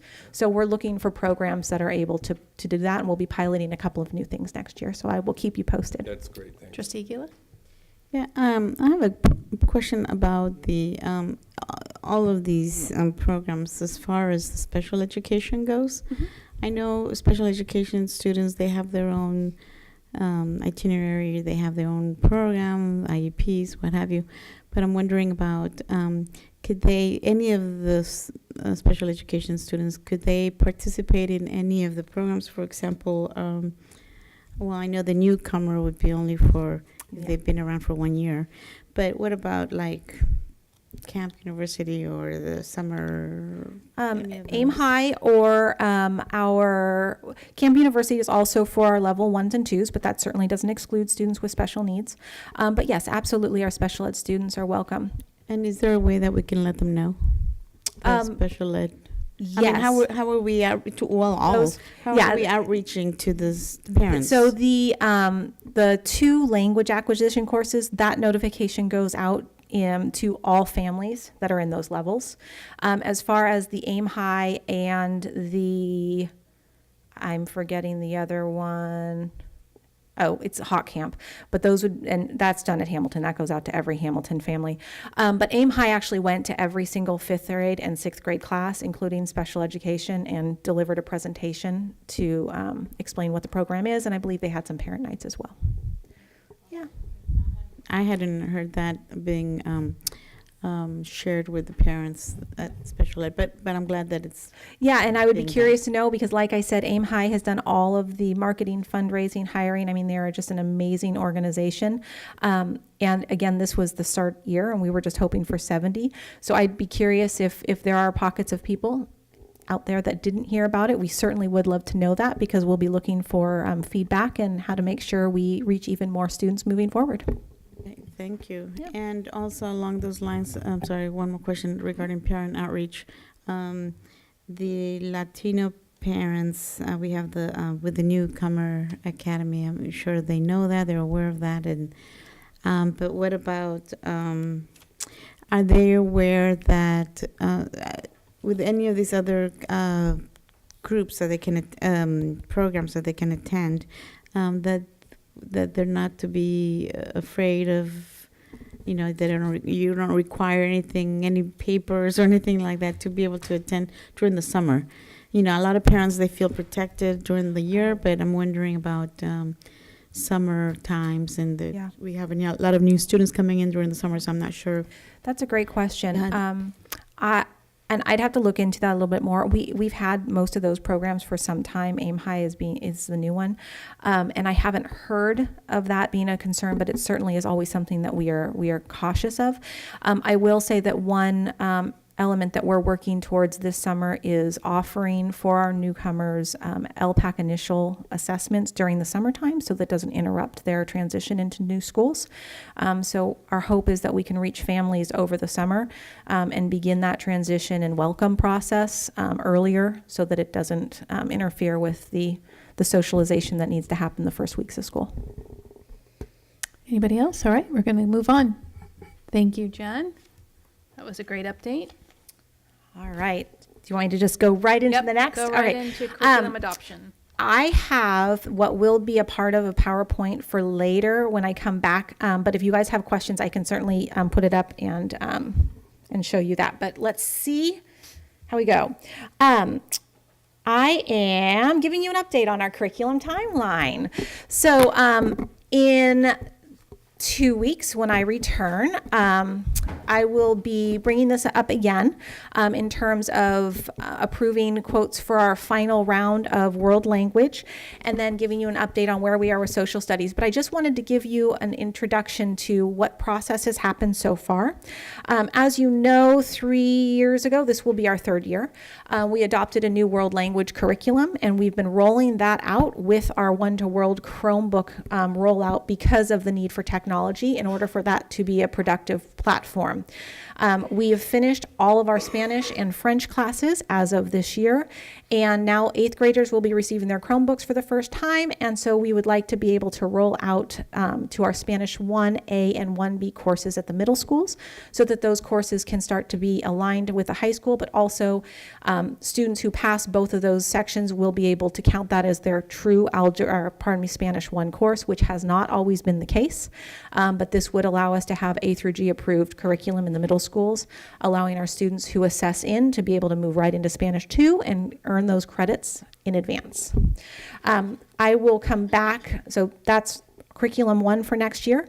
I will come back with a quote and an ask for our next step and our final approval for that in the next meeting.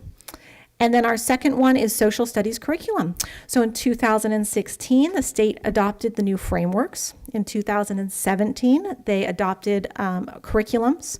And since then, our district has been participating in 2 years of adoption evaluation, everything from the state presentations to the Marin County Office of Education fairs. From there, we established our own criteria for what we would need to have in a program and narrowed down the search of everything that was state adopted and those items that weren't adopted to the 4 that our teachers felt most comfortable with. Those 4 came in earlier this year in January, did a presentation, half-day presentation on each of those programs. We went through the criteria and the checklist once again, narrowed that down to 2. And since February, our teachers have been piloting those. They just finished an 8-week pilot. And we are currently in the process of gathering information from both teachers and from students. We put out a survey to students to get their feedback about how it felt in comparison to the old program. Both materials, but also the actual delivery, because very much like our EMC World Language, almost all of the new history programs have an online delivery system. So it'll be similar in that there will be one class set of textbooks in a room that stays in the room, but everything else is can be generated, obviously pen and paper if needed be, but it will all be digitally accessed. And so we're going to be finishing that up May 28th. And then I will be coming back to you with a team of our staff and possibly some students with recommendations for next step. Our hope would be that we would be rolling this out next year for our 6th through 8th graders. Yep, Trustee Miller. So with the advent of the Chromebook model, the textbook stays in the room, the teacher stays in the room, but the Chromebook goes home with the kid. And so can they do homework assignments? They can do anything. How about access at home? I assume most of our students have access, internet access from home, but some may not. We do know that the majority of our students have access from home. Certainly we have some that don't. And that's where we work with families to give them support and making sure that we can find them either discounted or grant funded. Yeah, Xfinity has a very elaborate program to help support that model. Yes, absolutely. And they serve Nevada. So. And for those students who don't have access, a textbook would be issued to them. Oh, okay, so the Absolutely. backup, the alternate plan Absolutely. is you get a copy of the textbook at home, so Yep. you don't have to carry it back and forth. Absolutely. You get the in-class edition, and then you go home and you have a separate one. You don't have to lug it back and forth. For students who would need it. In addition, any piece of the materials from the pages in the textbook to project activity guides to it's in social studies, there's a lot of reflection journals, can be printed out in bits and pieces as needed. It also allows for a lot of great, just about all the programs allow for it now. Able to change the lexile of the reading without students having to necessarily for it being noticeable so that all students are reading the same content, however, at their lexile level. Multiple languages allows us to really scaffold the curriculum to meet the needs of all of our students, which just is so in alignment with what we're trying to do with individualizing our learning. Tim Rocco, our IT director, has been talking about ways to serve the home population, and we've been kicking around some ideas, but it's clearly on his mind. So. Absolutely. And just so you know, I didn't say it out loud, but the 2 publishers that we are looking at are National Geographic by Cengage and McGraw-Hill's Impact. And those will, I believe the public hearing is starting next week, and we will have those materials on display here in the district office for any families or community members who would like to come and preview those. Okay. Thank you. Oh, yeah, Trustee Gasson. So, just in the context of when we're implementing new curriculum, and since I saw Yancey walk in, how does it get, did we know this a year ago we were going to need to do this? And so is it rolled into this current budget, or do we pay for it next year, or how does that? We will not be paying for this until next year, so it's scheduled to be purchased after July 1st. You'll notice that in your update right now, it says funding source to be determined, and so I'm working with our team there about that. But yes, we have a timeline of adoptions for the next 5 to 10 years, so we kind of have an idea of what's coming. Right now, it just happened to be that social studies and science ended up falling right at the same time. We anticipated the science coming first because the initial frameworks and standards were written first, but then social studies was finished first and got adopted. So those two are going to happen simultaneously. As middle school science, social studies starts their new program next year, both elementary and middle school science will begin piloting. And while that's happening, then we will move into social studies in elementary. It was too much for elementary to be doing any more than language arts this year. Right. So, we will rotate through. So the gist of do we pre-plan or like stick in a number to say, okay, we know this is coming, so we set aside 250? We have lottery money that comes in annually, and that is restricted to curriculum money, depending on the adoptions for this year. And Yancy, I'm looking at you, so you can, cut me off if I'm saying this wrong. But depending on what our adoption needs are that year, some of that is held back for district-wide adoptions versus years when there isn't a district-wide adoptions, and those get split out and put out to the schools to do basically maintenance on those adoptions. So depending on which adoptions are coming up determines how much that lottery money is allocated one way or the other. One item to note is that system works when we have a $250,000 potential adoption. And we were able to, over a course of years, save up some of that money for the Lucy Calkins language arts adoption, which ran about $1 million in materials alone. But I will say, when we come up to some of our major adoptions, which aren't in the next year or two, the district will need to determine a funding source, specifically for the math adoption, which is not imminent, but we will need to plan on saving either lottery funds or other funding sources, likely the LCFF funding sources, to save up enough money to do those other major adoptions. So we can get by on some of the smaller adoptions with those lottery funds that Jen noted, but once we are getting to the larger adoptions, it will require additional planning and putting some money away. All right, if there's no further questions, we'll continue on. Thank you. All right, we'll see you back in 2 weeks.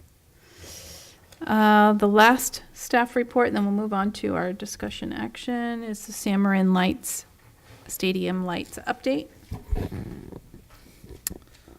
All right, thank you. I just have a brief update on the San Marin Stadium Lights project.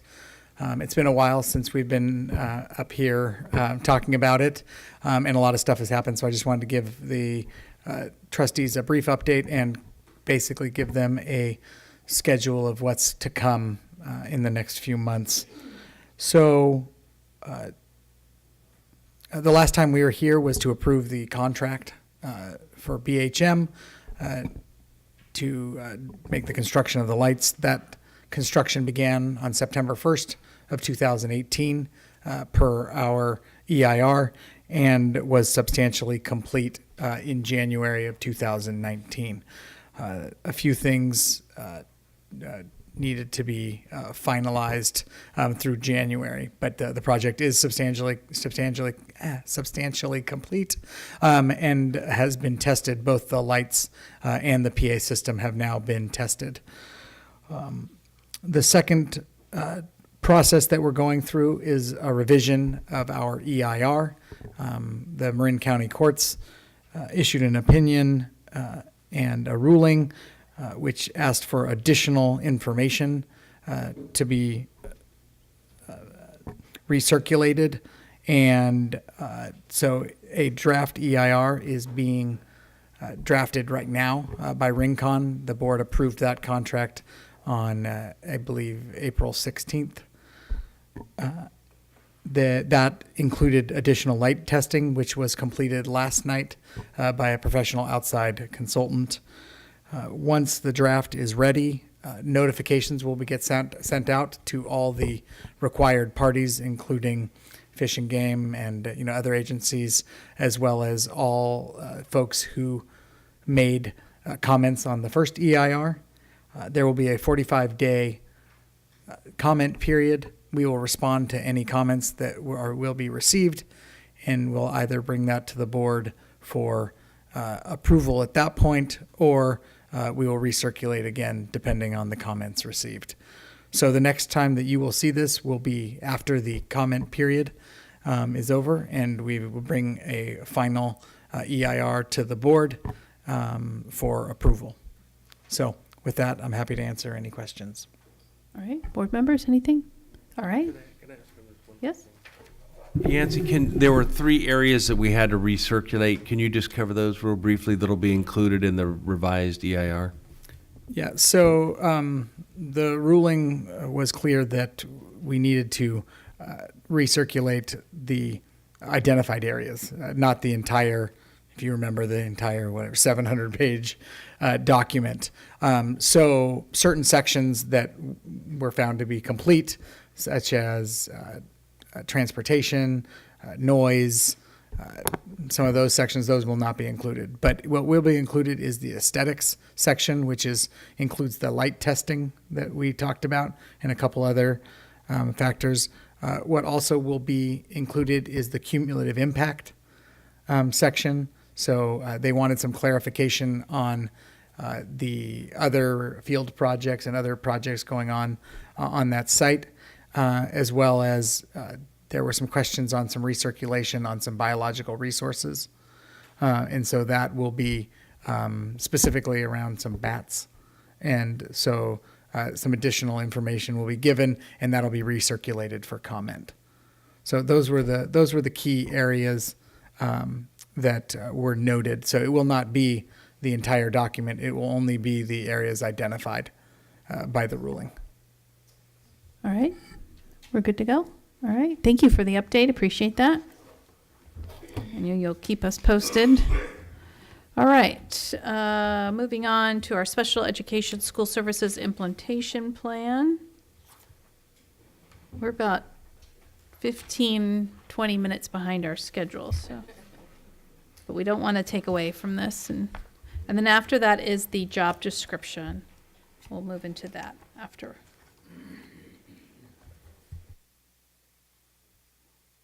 Well, the good news, trustees, is this is just really an overview. You've already seen the report in which we evaluated our special ed programs, and this is really just bringing back to you our strategies to implement those recommendations.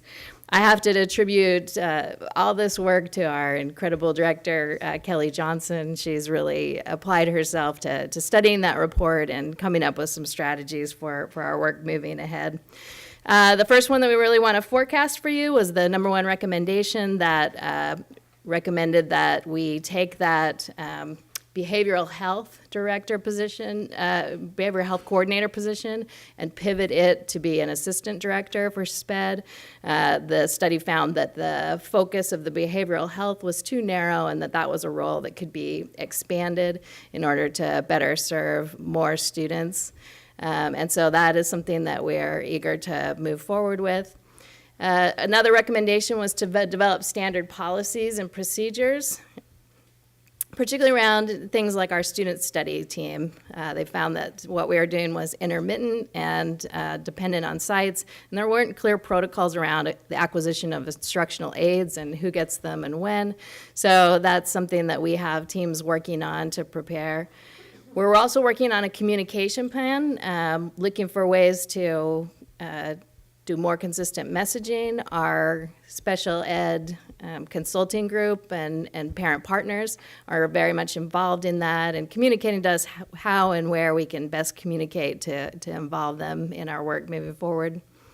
And again, just standardizing those practices. I want to emphasize for the board that report did really highlight the importance of establishing that multiple tiered system of support that we have talked repeatedly about. So I hope that you'll hold us accountable as a team to implement that recommendation. We do have some strategic plans around how we intend to do that, but that really is the scope of the work for us and for our system moving forward. Let's see. There's also a recommendation to retain the program specialist who works with our early ed students and extend that to a full-time position. We also found that through some strategic moves, we should be able to reduce our paraprofessionals that support our resource programs. And that's simply bringing us in line with the education code, which says at least 80% of the resource specialists within a local plan shall be provided with an instructional aid. So we are a little bit higher than where we want to be that way. And so we're looking for opportunities to sort of redeploy our staff and bring that down. We also found that there were areas and instances where things related to special ed were being, or non-special ed students were being charged to special ed, things like our school nurses and kids with 504s. So we're reallocating those dollars to make sure that we're reflecting that in our work and in our budgeting. Additionally, the report recommended that we do a better job defining roles and providing clarity to the positions, particularly when it came to that behavioral health role and our behaviorist. And so we think that changing the coordinator of behavioral health to that assistant director will help clarify that. Part of the work that we're asking from the special ed team is a flow chart that's really easy to use so that everyone can understand who and where they go to for what instances. We were also placed in a position, as you know, with the cutting of so many team members upstairs that we collapsed our student services department. In that process, everyone was sort of scrambling for chunks of that work, and our evaluative team said that was probably not best practice to deplete the energies of our important SPED director to be involved in things that really falls under that scope of student services. So, we're thinking through how we're going to do that. We get that it's important, but at the end of the day, there's only a handful of us, and the work doesn't disappear simply because you collapse the position. So it's something that we're having conversation with and seeing if there are efficiencies and ways that we can address that. Another finding was the importance of tracking the pre-referral interventions. You heard Nikki tonight talking about how her school system has that SST tracker, and doing a better job within the NUSD system to make sure that we're identifying how and where we're intervening and elevating our supports for those students so that we have a stronger data story to tell. Hopefully our tier 2 interventions are going to address 80% of the needs, but if and when those fail, we're going to have a good data story as we move into the realm of special ed. Let's see.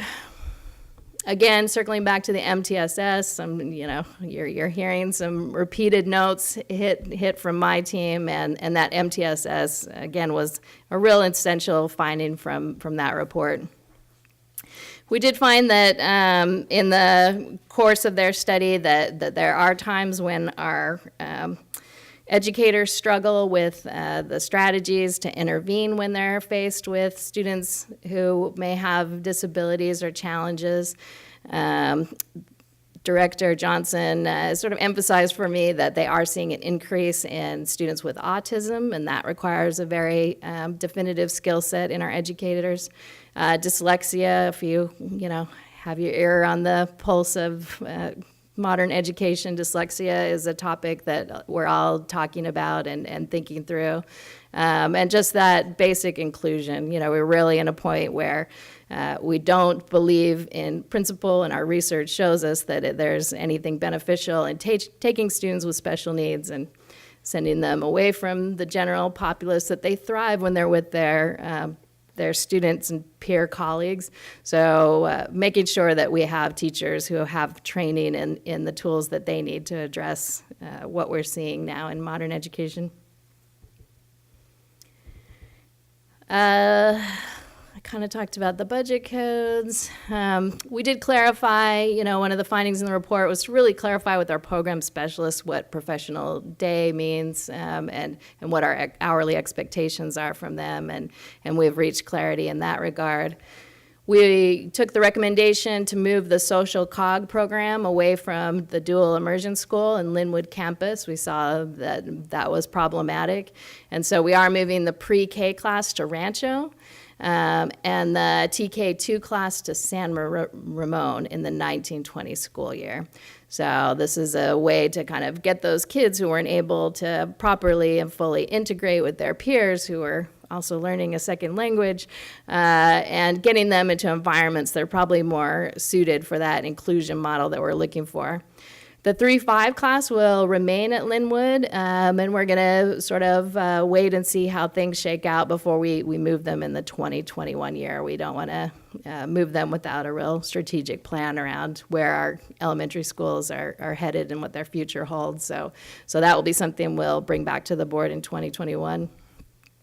And as appropriate, we're going to do an audit of our county program students and see if there are opportunities to bring them back to Novato Unified, and if there are new ways that we can serve them here and keep them in our school community. One of the sort of odd findings for me on that was the transportation procedures. I don't think I'd ever considered transportation procedures, but school services really gave us some nice tools to work with, and so we're just going to implement those. They seemed like what we needed, so we're implementing those. I think what they were pointing to is that many times we start providing transportation and we failed to circle back and look at ways that we can get those students back with their peers, and so we're going to do a better job auditing that. One of their findings was also the Medi-Cal billing option. I think currently in Novato we have sort of this odd subgroup that evaluates the spending of that, and we are going to take on this recommendation to reallocate these funds and use them in a way that they're mandated for and not have that restriction with this sort of traditional panel that I don't know where it came from, but we're going to look at eliminating that so that we get those funds back where they should be. Questions? Hopefully none of this is new. It's all really those recommendations and our intention to act upon as many as we can, as quickly as we can. Okay, Trustee Aguila? Yeah. So I'd like to thank you, and I'm so excited about this plan because special education is a very complicated, difficult. It's just a brand new. It's a total different world, and I mean, education in itself is really complicated, but with special education, it's even more complex. So I get it. It's really hard. And there's a lot of work. I've said this before. It's a lot of work ahead of us, and I'm really excited about this because it gives me hope that things will get better. Definitely, we have a lot of faults, and there's a lot of things that need to change. And this is just the right step. One of my biggest concern is lack of communication between the department and parents, and just that whole communication. Really, we need to really work on that. So, if you could spread the word to Kelly, that would be wonderful. However, I'm excited for this. And if we can, again, keep the parents involved and engaged and connected, I look forward to it. So with that, I make a motion to, after any discussion. Okay. Any further? Trustee Gasson? I'll second. And you'll second that? Some Okay. discussion. Oh. And we'll have discussion. Trustee Gasson? Yeah, no, it's fine. We can do a first and a second and go to questions. Or you can ignore me. So I've had the opportunity, it's been overwhelming to learn about special ed. So I'm still trying to get there. So I hope one of my questions isn't too unusual. But the one thing that came out of the meetings that we've had so far was about what the charter school is doing in terms of tracking students. So one of your items here, you kind of referred to that, the track of pre-referral interventions. I didn't notice that, like, is there an idea of, are we going to try to implement what they're doing, or is there any idea on how we're going to proceed with doing that better? So we have a strategy that we're going to kick off, I believe, in August. We're bringing in Diana Browning-Wright. She was the consultant that helped us with the student threat assessment team and is held in high regard nationally. But we are using some of our low-performing student block grant to fund a 3-year sort of audit and building work. So she'll come in and she's going to analyze our system structures, really pull to the forefront how and when we're identifying a child of need, and then what's in place afterwards. I think her findings will probably replicate the findings that are in this report, that we don't have a strong system strategy around that.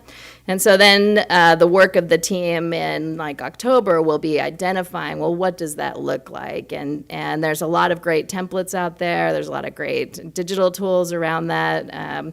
So we'll collectively identify what that is. So we talk a lot in Ed Services about a philosophy that's sort of that poke-a-joke model. It's the factory floor, and we have ways to identify when we have kids at risk. So that's really what we want to put in place for the MTSS model, as a way to track what the interventions are. And something that I also want to emphasize is when we're talking about that second-tier intervention, first tier is our first, best, robust instruction based on multimodalities and our exceptional educators. Tier 2 intervention should be short, brief, 6 weeks. We've identified a child that has some difficulties. We're popping them into an intervention for 6 weeks, and then we're popping them down. And I think one of our system problems is that's happening, but no one's really monitoring data and understanding when that comes down. And so we want to do a stronger job tracking that, making sure that we're following the child, making sure we're assessing the data, making sure we're using the best Tier 2 interventions. And so we have a 3-year plan in place to make sure that Novato Unified does it right. Okay, thank you. My other question has to do with, and this is where I may not still grasp everything. So it was under program management, the idea of the social cognitive programs and moving the pre-K class to Rancho and the TK through second to San Ramon. So is that like a short-term thing? Or, I mean, because I don't know this, it seems like you're moving the kids then a lot. Or is it once they go to Rancho in the pre-K, do they continue? So they would continue there. That's how the model It's just should how you're work. splitting Yep. them up right now. Yep. A lot going on. Yeah, and Linwood, it's difficult, so, the goal is always to get these children in with their peers so they can start developing that, even if it's for a science class, for PE, whatever opportunity. And that currently, we've sort of created a system difficulty in that we're taking those children, and when it's time to create those inclusionary moments, they're created and they're into a place with those dual language. So we're putting them in a location where they can, that can be their home school for years to come. Okay, that was my broader question. No, I understood the reason. I just was worried that, like, if you just put pre-K and then they would have to move to San Ramon, but it's just that's how you split up the kids that are currently there. Mm-hmm. And then they'll follow the path in those locations independent of what grade they're in. Correct? Yep. Yeah, okay, thank you. That was it. All right, anybody else? All right. So we have a motion on the table by trustee Aguila, second by trustee Nell, to approve the 19 recommendations from School Services of California. All those in favor?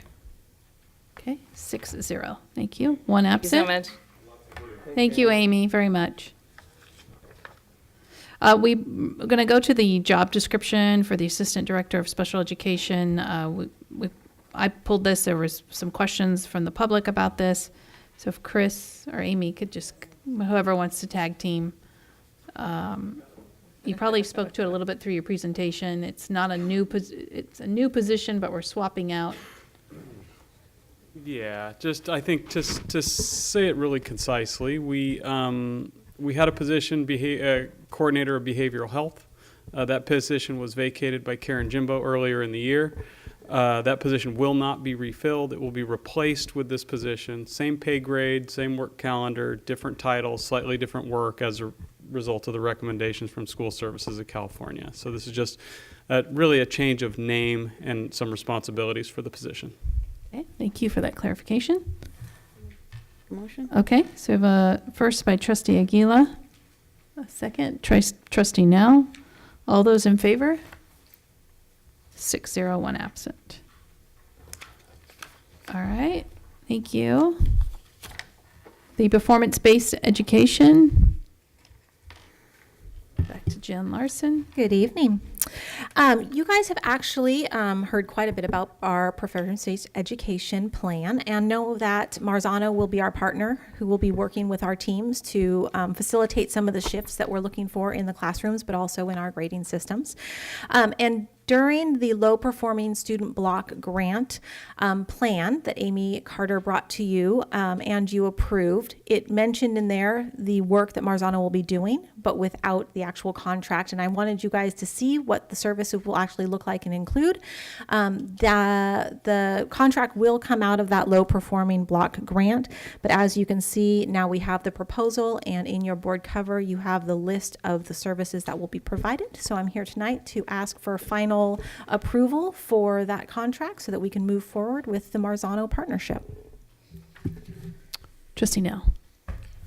I will move approval I second. and look forward to getting better at performance-based education. As do we all. Thank you. Exciting. Thank you. Oh, we have a second by trustee Aguila. So a first by trustee Nell, a second by trustee Aguila. All those in favor? 6-0. Thanks. That was too easy.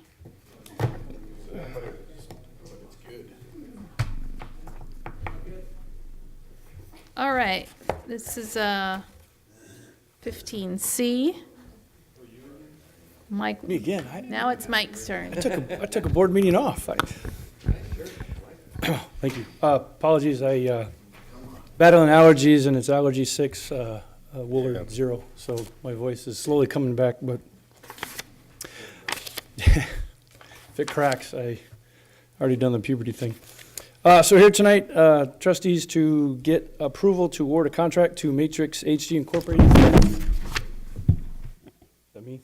For the installation of the air conditioning at the 3 elementary schools, Loma Verde, Linwood, and Olive Elementary. Had a great bid opening, competitive, last week, April 18th, or 2 weeks ago. 3 official bids, and the low bidder turned out to be Matrix HD Incorporated with a bid of $2,729,963. And just to refresh your memory, you'd approved a construction cost estimate of $3.5 million. So we got under our estimate, which is good.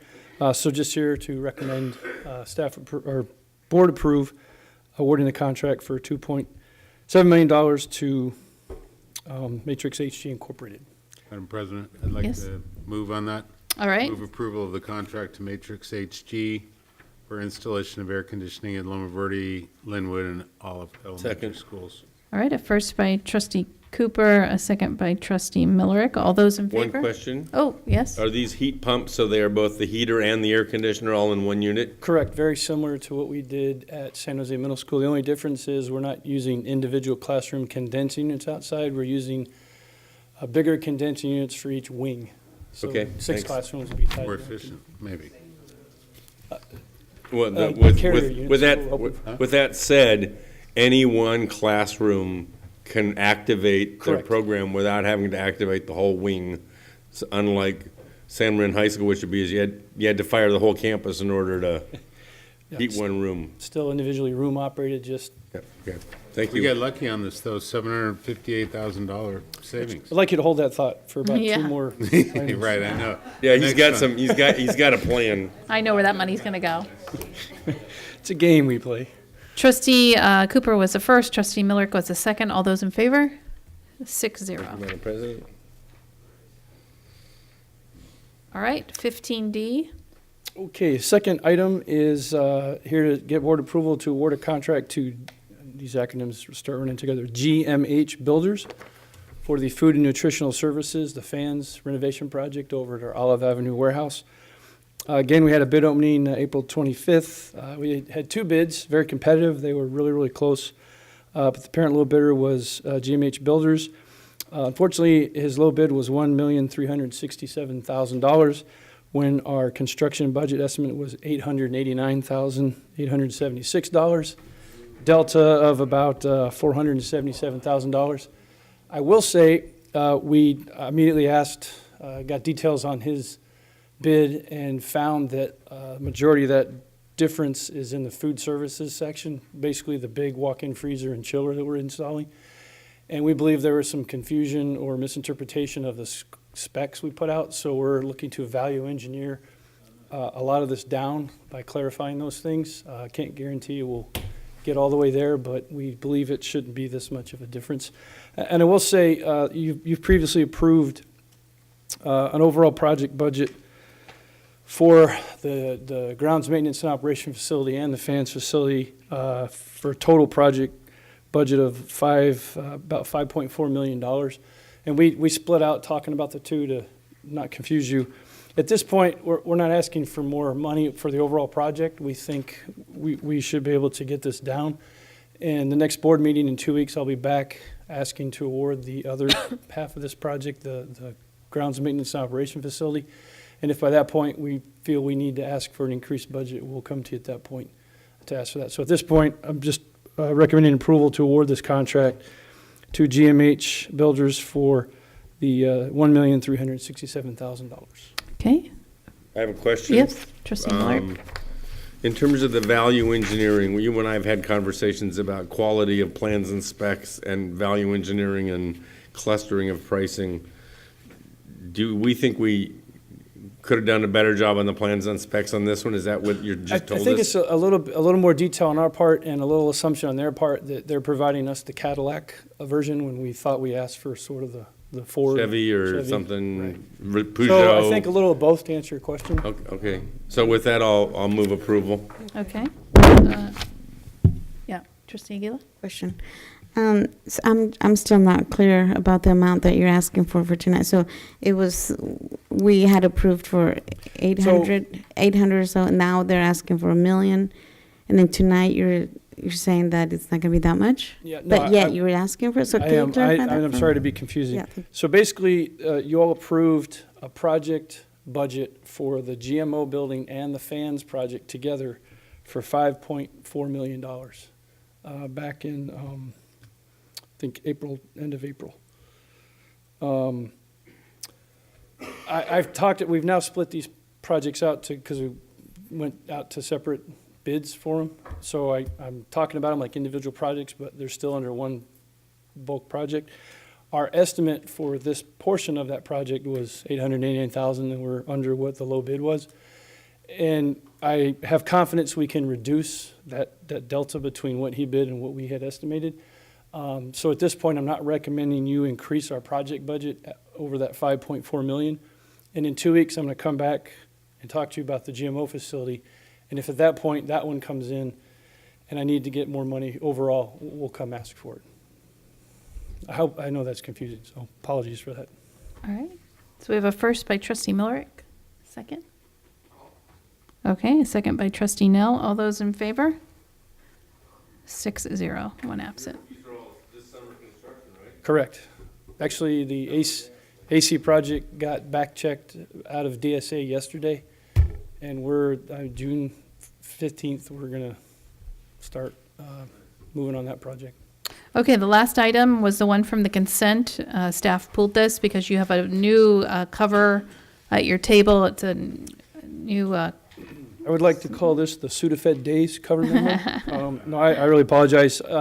In getting this out, I inadvertently left out a part of the base bid work. So the cost is still the same. I'm looking to get permission from the board to award a contract to Stronger Building Services for $825,000 to do roof replacement at Novato High School. skylight replacement at Linwood Elementary School, and this work also includes the gazebo roof and skylight replacement at San Jose Middle School. I left that out accidentally.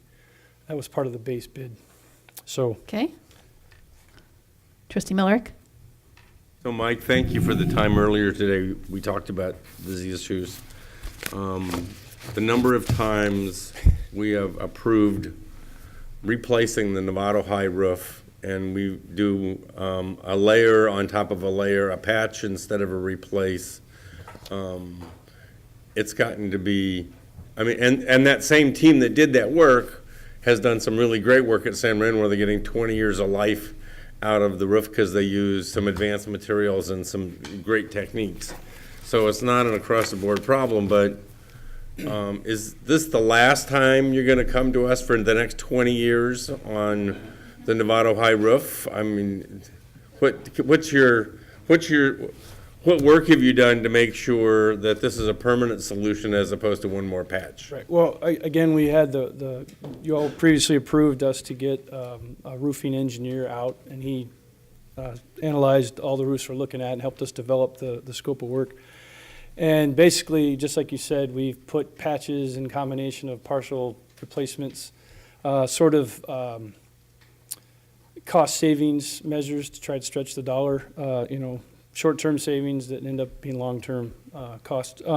So this time, we're just like we did at San Ramon Elementary School. We are completely removing the roofs down to the wood substructure, replacing any deterioration we find there, building up with new tapered insulation, and putting the cool roof single membrane product just like we did at San Ramon, so that we get a 25, 30-year warranty and good workmanship out of these and don't have to come back to you.